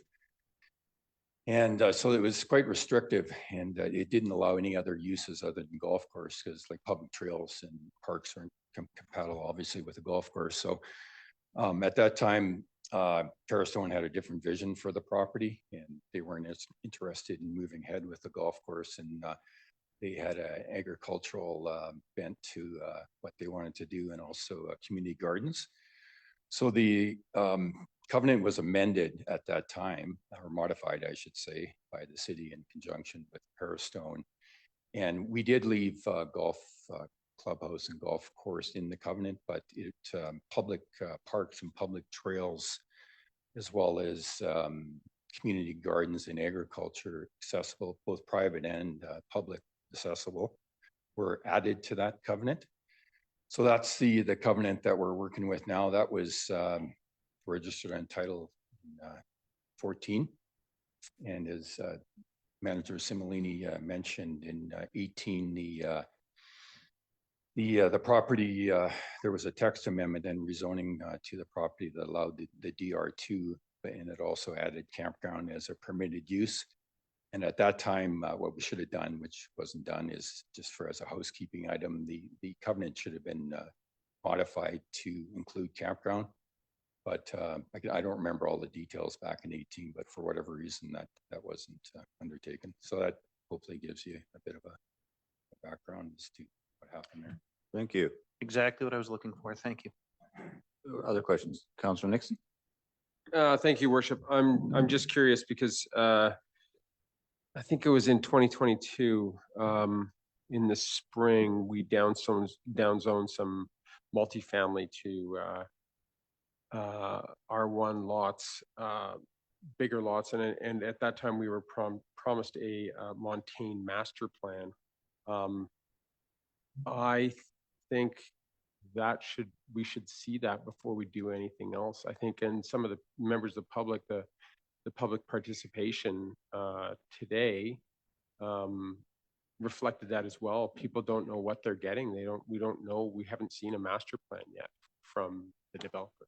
So, Mr. Similane? Yeah, Your Worship, through to Councillor Nixon, that's something that we're working on right now with the developer. So we do have a very robust plan that we're working to bring forward. So we'll continue to work with the developer on that, and in conjunction with the campground development as well. Councillor Adia Kelly.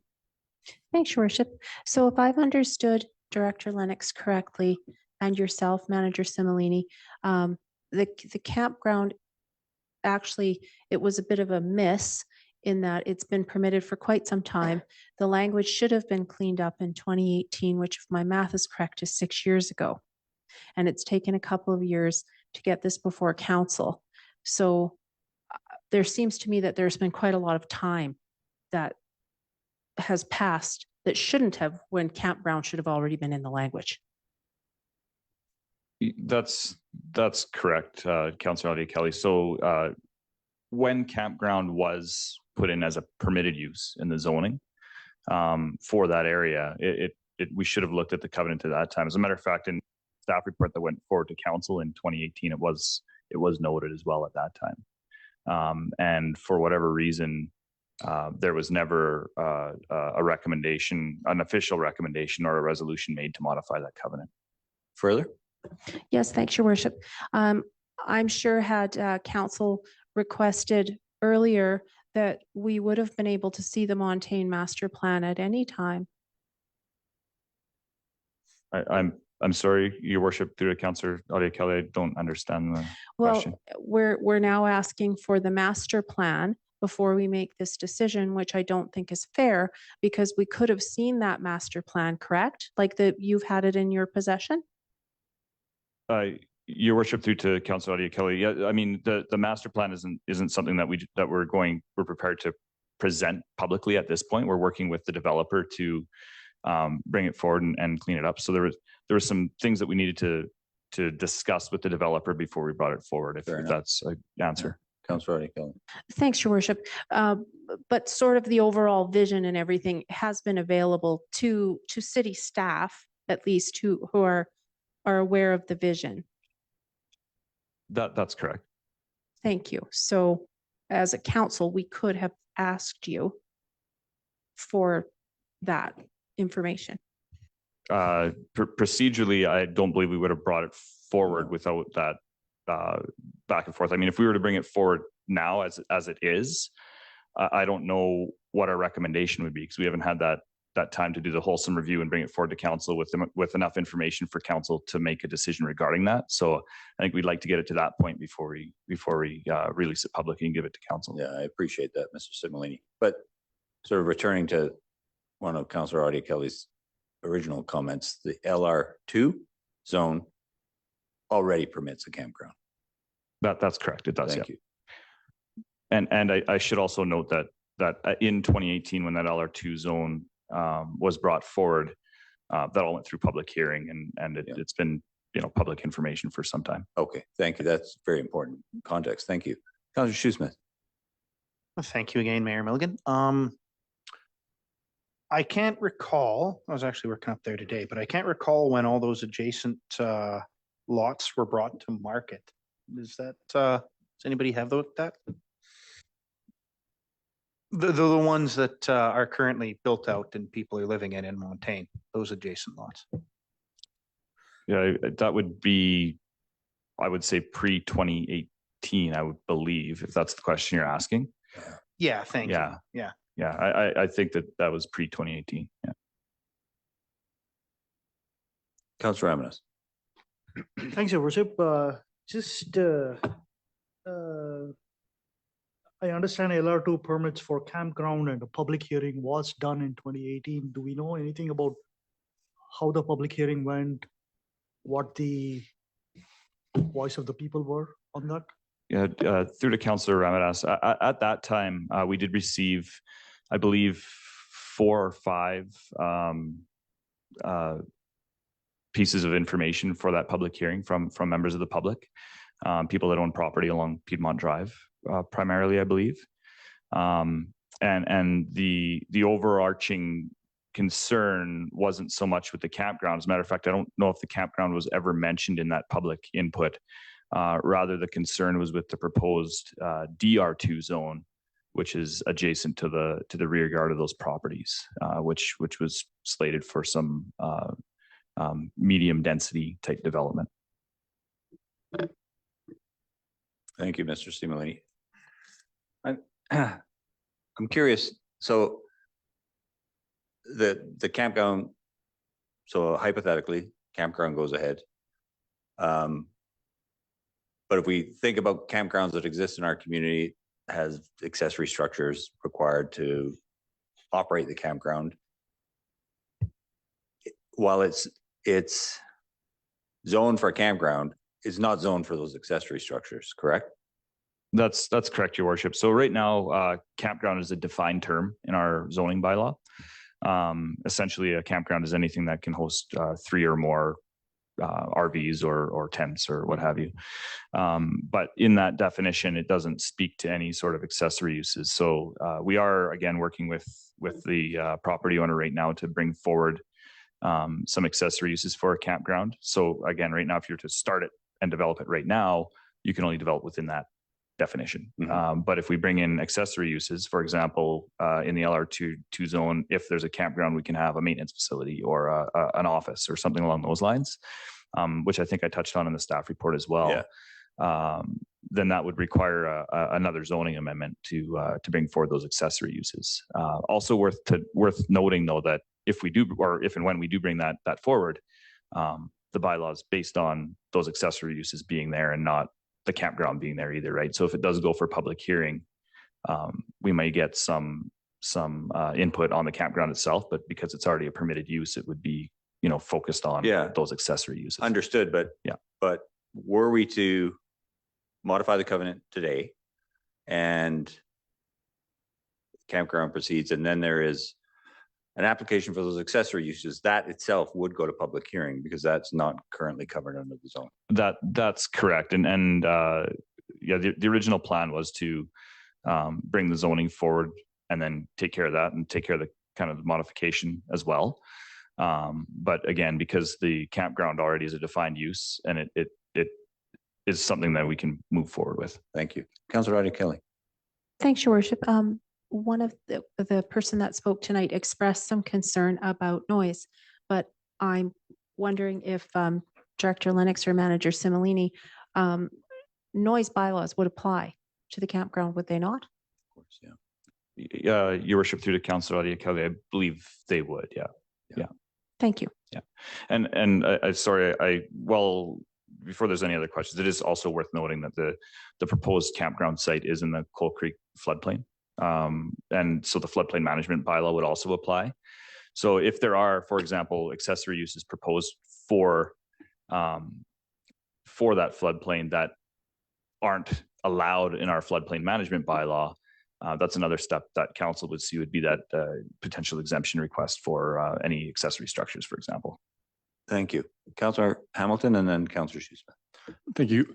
I'm curious procedurally, why the covenant would have been put on in the first place with golf courses or golf clubhouse and maintenance facilities. Like what would be the purpose of putting that covenant on with the city as the beneficiary or the holder of the covenant? Mr. McConnell? I can speak to it, I think, and I'm sure I'll be corrected if I'm making an error, but I believe it's because the fact the city sold that property to the initial buyer for the strict purpose of developing a golf course. That was entirely the reason. It was part of so it was a covenant put on there as a condition of sale. Thank you. And naming the city as the beneficiary of the covenant accordingly. Thank you. Councillor Shoesmith. Thank you, Mayor Milligan. Having not seen any plans or anything, of course not. Is there any sort of buffer zone or space between the two? I mean, people spoke about things being devoid of trees and so such. I'd imagine that's not going to be the finished state of any of these proposed developments. Through to Councillor Shoesmith, I've seen sort of a site plan of the campground, which we do have a hazard lands development permit application on our tables right now that we can proceed with after if the covenant is modified. But we will get more details. But it's not a landscaping or anything like that shows the trees. But it is also worth noting again that the campground area does not back directly onto those properties, that there's that area of DR2 zone that's behind those properties right now. Thank you. Thank you. Councillor Artie Kelly and then Councillor Nixon. I'd like to move that we resolve to modify the covenant. I will call the question when, yeah. Before we move to that, I do have an amendment to the resolution that's present on the agenda. And I can explain that. So when council's ready for that discussion, I can. Okay. Thank you, Councillor be. Artie Kelly. Sorry, I got myself confused there. So why don't you read the modified? We still have time for discussion. Certainly. So the resolution that was in the PowerPoint presentation, as well as the one that is being proposed, and I'm going to be putting this into the chat right now so that every member of council can see it. And it's on the screen now, so it's shared with the public as well. The original resolution that's in the report is one that unfortunately I wasn't able to support Mr. Simoini on, as I wasn't present at the time it was written, so I apologize. The resolution reads that council authorize a modification to paragraph 1 of covenants, and there are 5, CA 3648195, CA 3648196, CA 3648197, CA 3648198, and CA 3648199 that deletes golf course and golf clubhouse and replaces it with campground. And the reason for the modification to, the amendment or the change to resolution, I should say, because it's not amended, it's not been moved, is that the original resolution called council to authorize staff. Staff can't execute a modification, and that has to be done by the officers of the city corporation. And that the original resolution only showed one covenant. In this case, for some reason, a singular covenant was issued on 5 separate titles. Okay. So we learned that this afternoon and made the. Well, thanks for the clarification. Councillor Artie Kelly, will you still move that one? Seconder? Councillor Ramdas? Further discussion. Councillor Nixon, you had your hand up first. Thank you, Worship. Just curious about the timeline for this master plan, if we're going to see it. I understand staff capacity. I know that we did a lot of schmoo stuff as well before this and all the rest of it, but just wondering about the timeline for this. Yeah, through to Councillor Nixon, that's a really good question. Again, we're working with the applicant. We're hoping to bring that forward this summer, would probably be the timeline to bring it forward to council. Again, with the small scale multi-unit housing, we're getting over the hump on that now, which is great. But we do have a lot of other priority projects, this being one of them as well. I often joke with my staff members that if everything's a priority, then nothing's a priority. But we do have several projects that we're working on concurrently right now.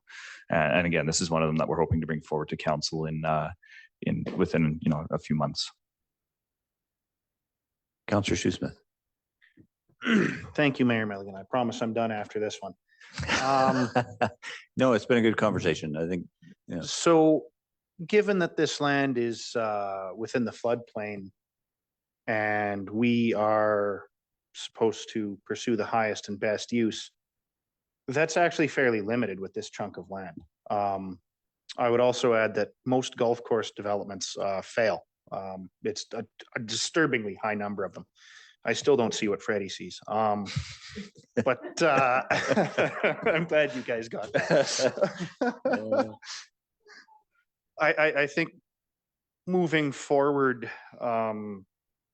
a good campground development that's cognizant of impacts and taken with care is probably the highest and best use we can get out of this property. Thank you for that observation. And as already been indicated, there is a hazard lands permit hazard lands use permit? Development permit. Hazard lands development permit. Thank you. Sorry. In the works for this piece of land associated with the potential campground development. Councillor Hamilton. Thank you.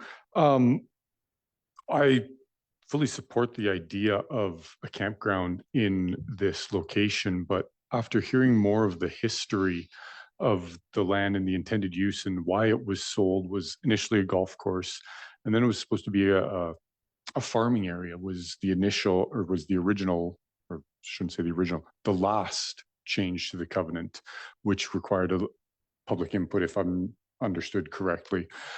And so I'm knowing that we finally are within spitting distance, I guess, of actually seeing a master plan. I'm kind of challenged to support this at this time without seeing that master plan, and B, without actually going back to the public for broader support on this change. But primarily to Councillor Nixon's earlier comment, we've been told multiple stages that we're about to see a master plan, and we've made these piecemeal changes to this development area, but we still haven't seen a master plan. So I'm concerned, especially after hearing the public participation and some of the local area concerns about what the impact is actually going to be. Councillor Nixon. Yeah, I kind of agree. I'd like to see the master plan before I go any further with this process. So I won't be supporting this tonight. If there's no other comments, I'm going to make a comment and then call the question. This land is already zoned for a campground. I worry that to Councillor Shoesmith's comment, that in terms of determining a better use, I think our options are incredibly limited. And this modification to the covenant does not reduce how it favors the city of Fernie. So I'm going to support this modification because I think ultimately it is, in its current state, the highest best use of this piece of land. And knowing Mr. Similini and his department and their rigor in terms of hazard land development permits, etc., I think this development's in good hands from that perspective.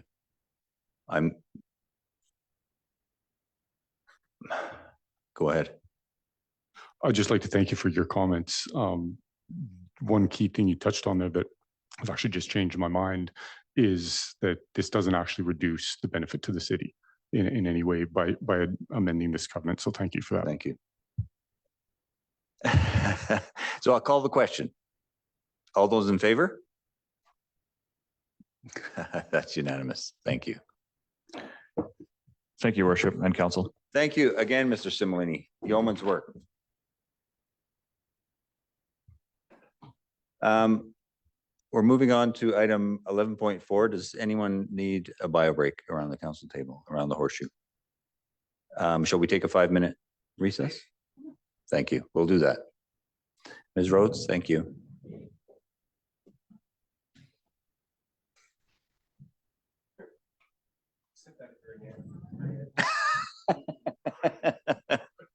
Better to save it for the end.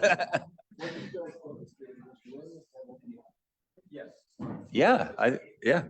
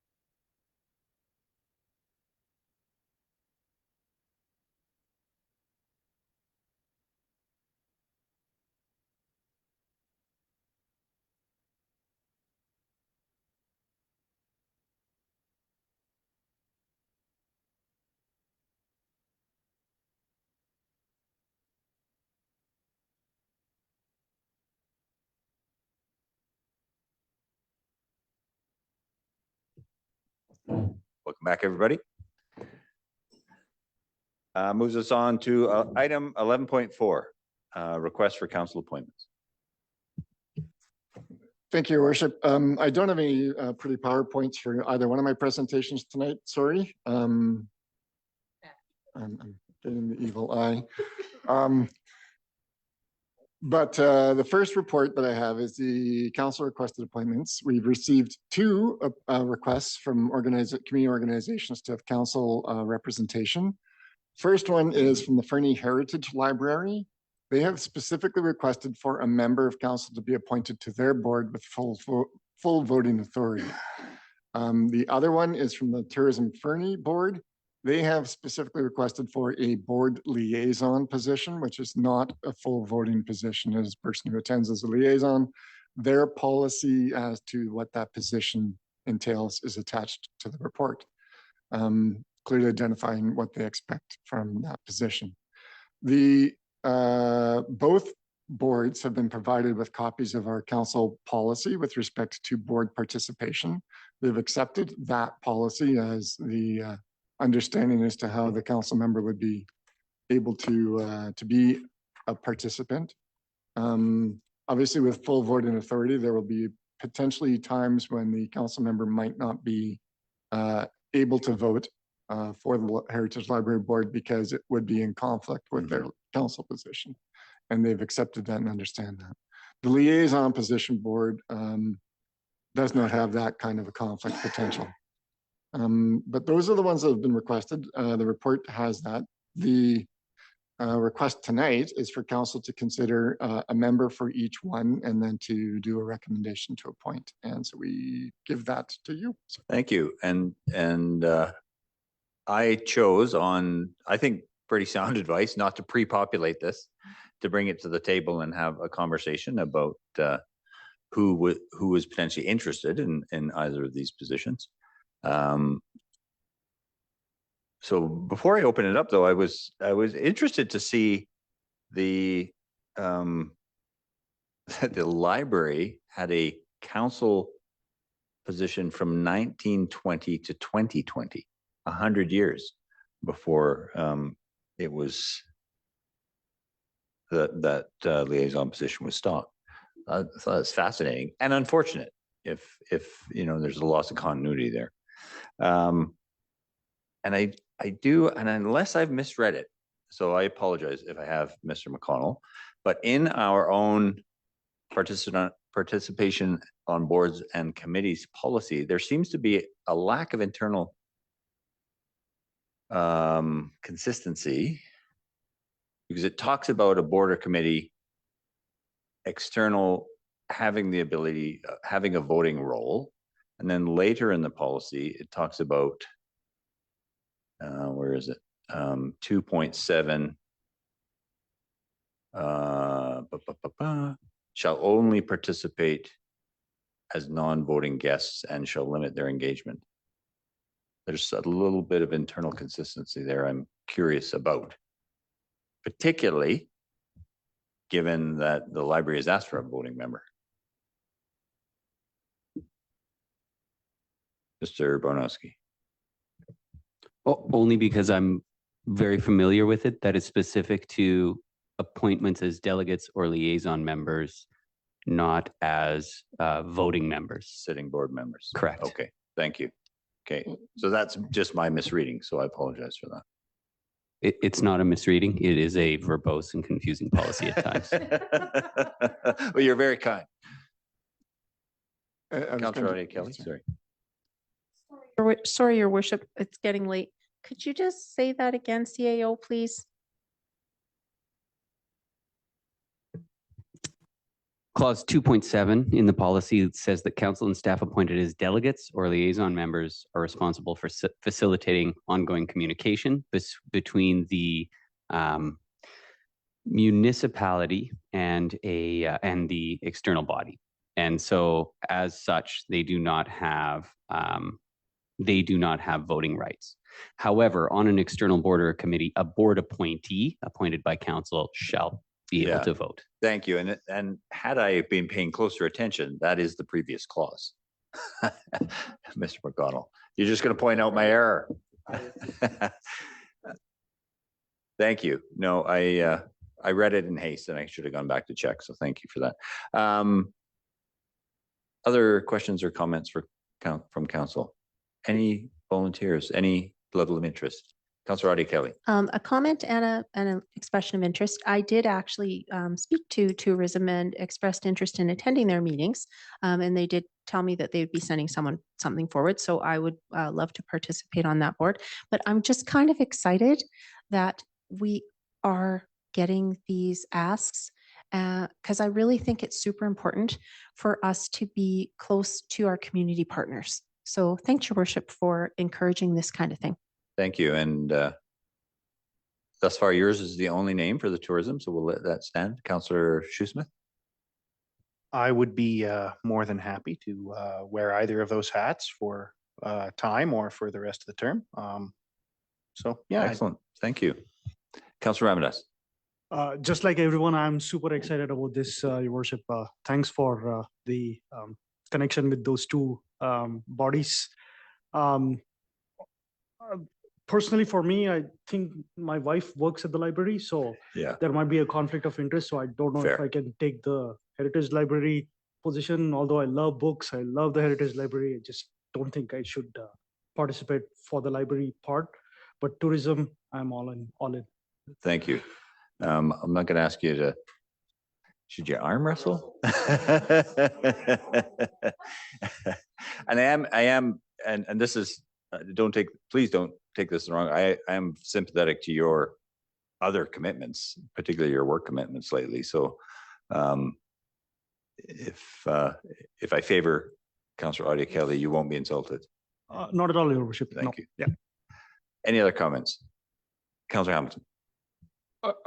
Forgive me if I also misread the reports and the policies, but do we have a term limit that we intend to I believe it's 1 year. It's revisited every year. Okay, if I recall.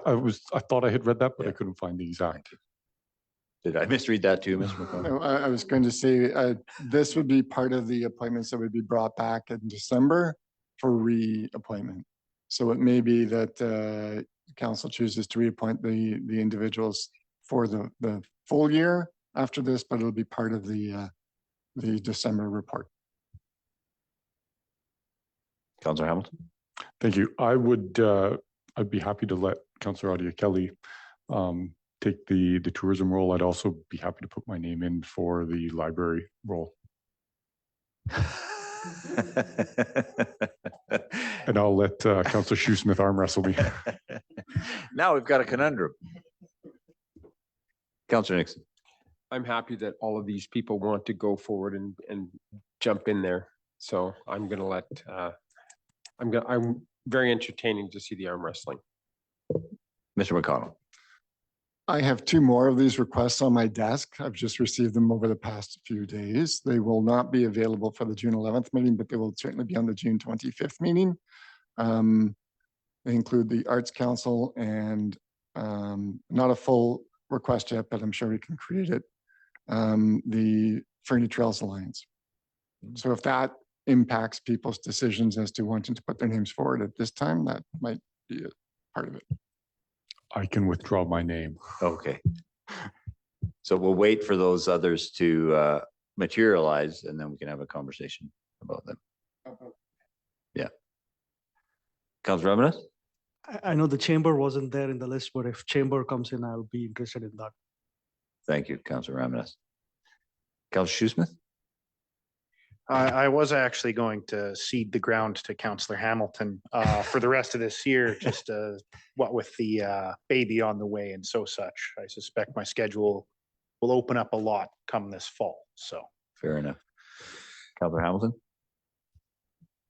Given his personal circumstances, I'm happy to put my name back in the ring if that's Okay. where we're going. Well, thank you. Thank you very much for that thoughtful approach, Councillor Shoesmith. I will certainly revisit this, when I'm not caretaking for my poor. Fair enough. When let the arm wrestling begin is. So with that, if you could put those names in the appropriate spots and read the recommendation for us? Certainly, and I believe I have this correct. The council appoint Councillor Hamilton as the council representative to the Fernie Heritage Library Board, and that council appoint Councillor Audia Kelly as the board liaison position for the Tourism Fernie Board. Moved by Councillor Ramadas, seconded by Councillor Nixon. Any further discussion? Councillor Nixon. Thank you, Worship. You know, I mean, it was a shame from 1920 to 2020 that we had these positions. But you know, as somebody who was participating at the table, a few times with the chamber and stuff like that, it was a very confusing time. So I thank staff for coming up with this policy, and looking forward to more clarification in the future. Yeah, thank you for that. And yeah, I will read it more closely in the future. Because I do think it is, you know, Mr. Boranowski, I know a bit tongue in cheek saying how verbose it is that you were trying to let me off the hook. But it is a very useful policy in terms of defining what our role is with the various boards and organizations. So thank you for that to staff. I echo that. And I would also echo the comment that I'm very grateful that these requests are coming forward and we can have this conversation and participate directly with the community boards in this way. So thank you for that. So with that, I'll call the question. All those in favor? It's unanimous. Thank you.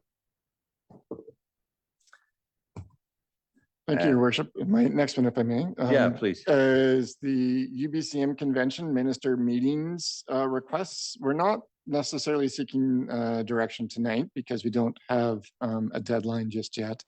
And I'm not sure if council wishes to have all of council present for this discussion. However, this report is on primarily to introduce the topic and to ensure that council members are thinking about what meetings they would like to receive with ministers. Things I wish to share, and it's in the report. I attended a webinar with respect to booking these meetings, and one of the things that was impressed upon us was that, and you don't get to use this word often, it will be the interregnum period immediately following the convention. So we're able to have meetings with ministers and staff. Mm-hmm. The ministers and staff will be unable to make promises or representations.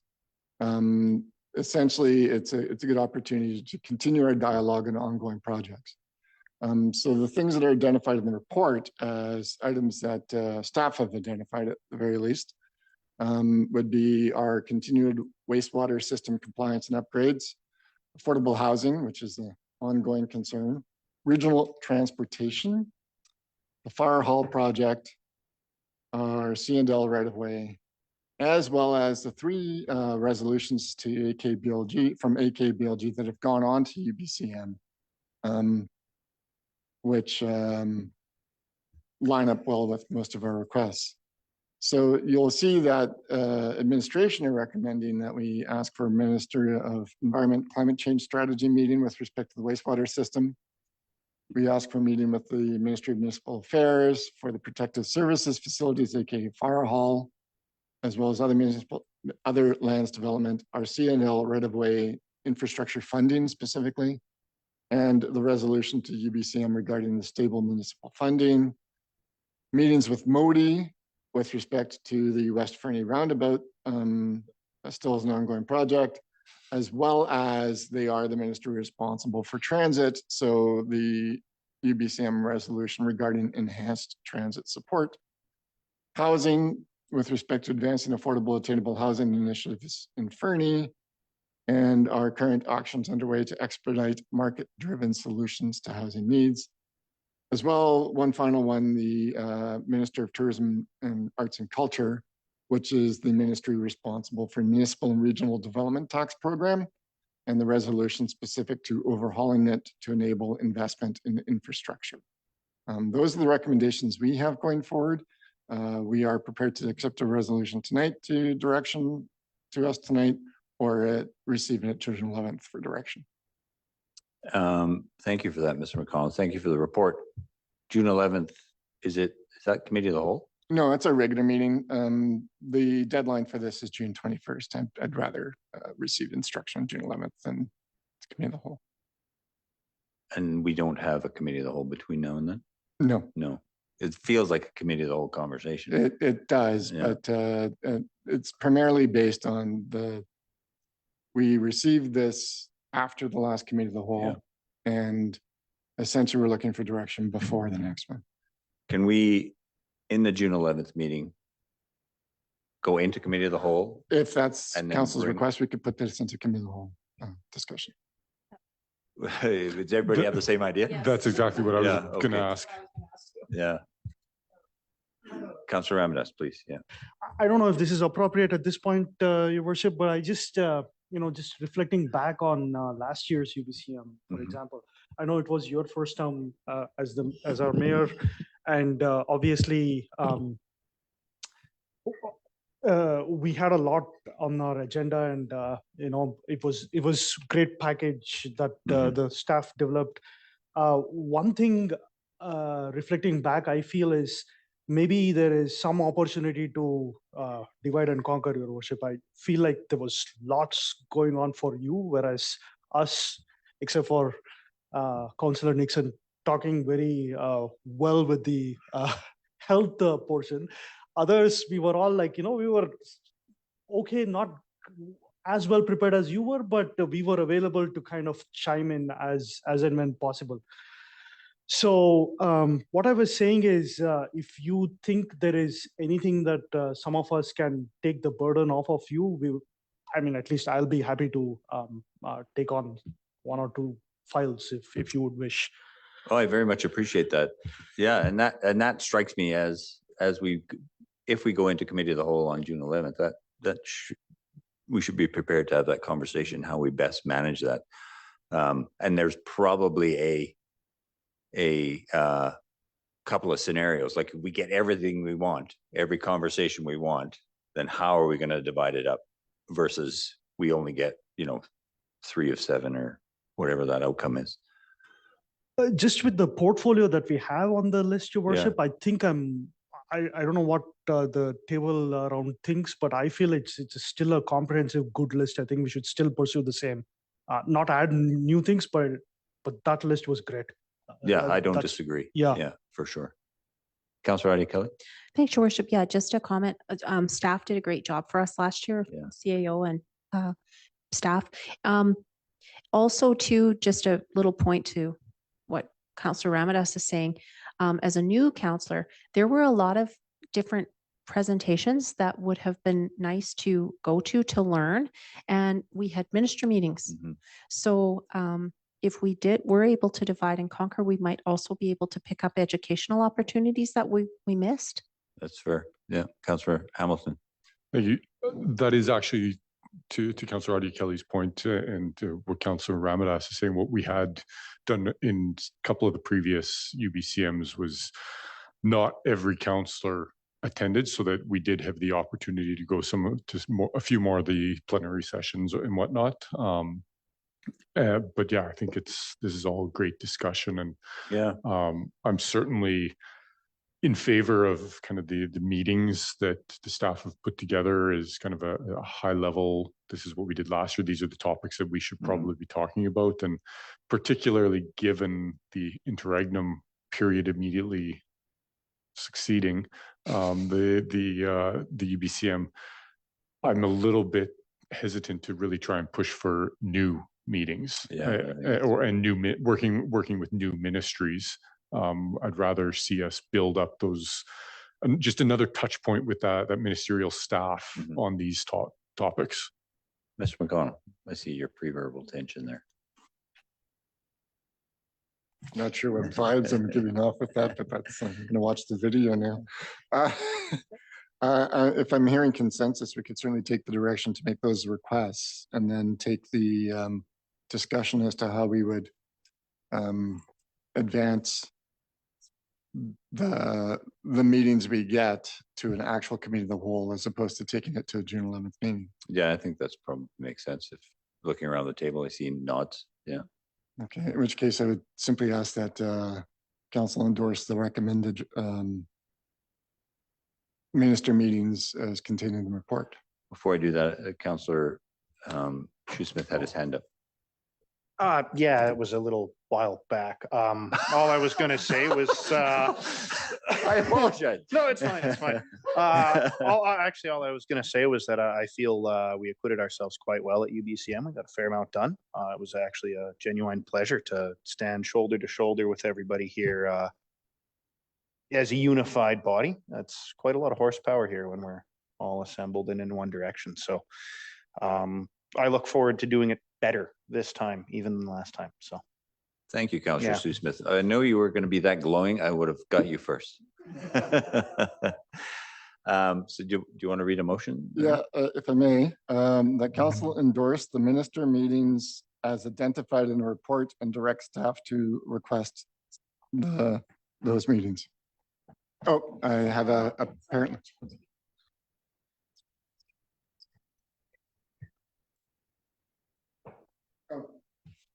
Thank you. It's been identified that there's a potential conflict with respect to one of the items. Sure. And so to be fair to the councillor, we should probably ask him to consider recusing to this particular motion and just make it one motion, and then so that way it's not called in for him. Fair enough. Councillor? yeah, I will definitely recuse then. That makes sense. Thank you. Thank you, Councillor Shoesmith. Does he have to excuse himself? Yes. Yes. Yes. No. Yeah.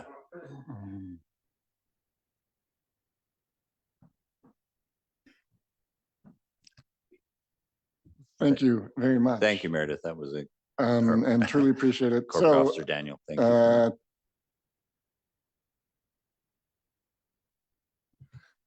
Council endorsed the minister meetings as identified in the report and directs staff to request the meetings. Moved by Councillor Audie Kelly, seconded by Councillor Hamilton. Any further discussion? All in favor? That's unanimous. Thank you. And with that, I will then identify a committee of the whole between now and end of August to have these specific discussions. Perfect. Thank you.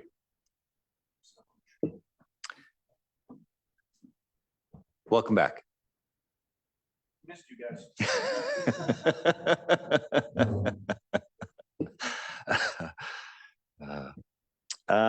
That moves us along to item 15, reports from council members. I will start on my left with Youth Councillor Annis. Thank you, Your Worship. Nothing crazy to report on. This past month, I've been in Europe, and last weekend I did a little trip to Langley, seeing some family, and this upcoming weekend I'll be serving as Premier of the 3rd Interior Youth Parliament. Congratulations. Thank you. Thank you. Councillor Ramadas. Nothing as exciting as the youth councillors report, Your Worship. I'm just looking forward to the golf tournament and being on your team there. A little comic relief. Councillor Hamilton. Thank you, Your Worship. Last week, no, I believe it was actually 2 weeks ago. I participated with a couple of my fellow councillors evening with the Fernie Rangers at the library. I'm not sure what we were calling the eventing that we were doing, the Olympics of some description, but yeah, the events were quite fun. Also attended the Trail Raiser 2 weeks ago now, I guess, raising funds for the Fernie Trails Alliance. Thank you, Councillor Nixon, for the invitation. Had a great night there, and I don't know how much money was raised, but there was definitely lots of laughs and lots of happy people around. And then just on a bit more topical note, had a number of conversations with individuals through the community, grocery store, on the street sort of thing, about the impacts that our staffing issues at the aquatic center seem to be having with the community. And I fully appreciate all the work that staff have been doing to try and rectify that situation, and just want to let the community know that we hear them loud and clear, and we are working to try and fix it. Thank you for that. Councillor Shoesmith. Thank you, Mayor Milligan. I've was down for quite some time with a rather serious bug, so it's nice to be back amongst the living. No longer sound like Beaker. I do have one thing of note. A local notable recently passed away, Rick Ganter. He was the Citizen of the Year 2015. And he was definitely a pillar of the community and a very charitable and giving man. I, for one, actually count him as being one of the people I've tried to model myself after in some ways. So, yeah, I just think the town should note the passing of a great guy. Thank you for sharing that. Councillor Nixon. Thank you, Worship. Skateboards, libraries, heavy equipment. Oh my. Yeah, no, it was a fairly busy couple of weeks. It just feels like a bit of a blur. I showed up at the future equipment operator. I went to the heavy equipment thing on Thursday last week, and it was pouring rain, but that didn't, there was a bunch of kids that were showing up, and they were all loving jumping into fire trucks, and they got fire hats, and it was great. And our staff was there taking some pictures and talking to people. It was really nice. Yes, I did help run the Trail Razor last Saturday, I think it was. I don't know. It just seems like a bit of a blur. Skateboard thing was fantastic, and the library was super fun. Although I was very disappointed with my paper airplane. It was subpar. Thanks. Councillor Adia Kelly. Thanks, Your Worship.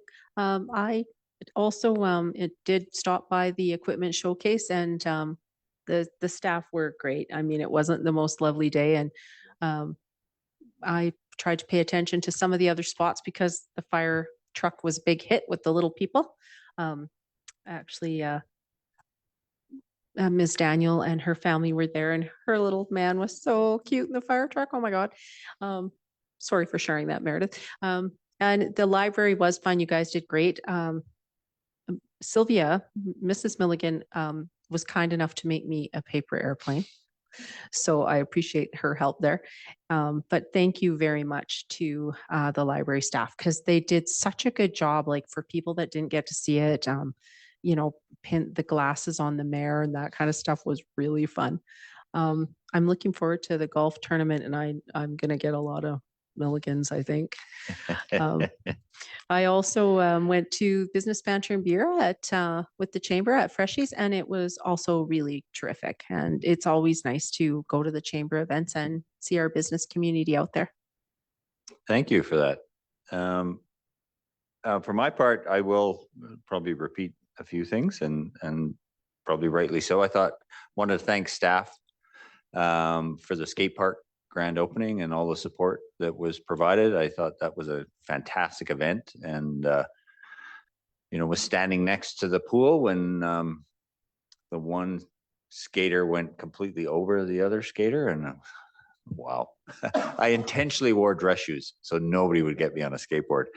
And the fellow from New Line was like, "Oh, I hear the mayor's dropping in." So I immediately went to the food trucks, made myself scarce. Although I understand Mr. Boranowski distinguished himself with some skate antics, but I didn't get to witness it because I was hiding by the food trucks. Yeah, big thanks to the library for the local government week stuff, both the Council Olympics and the story time with the mayor. Just fantastic events, and it really is a community hub, and they do such a great job of being welcoming and open to people. So I'm very, very grateful for that. I was grateful to attend the Fernie District Historical Society AGM on the 22nd. That organization is doing great work and continue to access grant funds to make improvements to that building, which is our building, and so grateful to them for that. Great business beer and banter as well. Enjoyed that. Participated in the hike for hospice on Sunday, and want to give props to everybody who came out for that.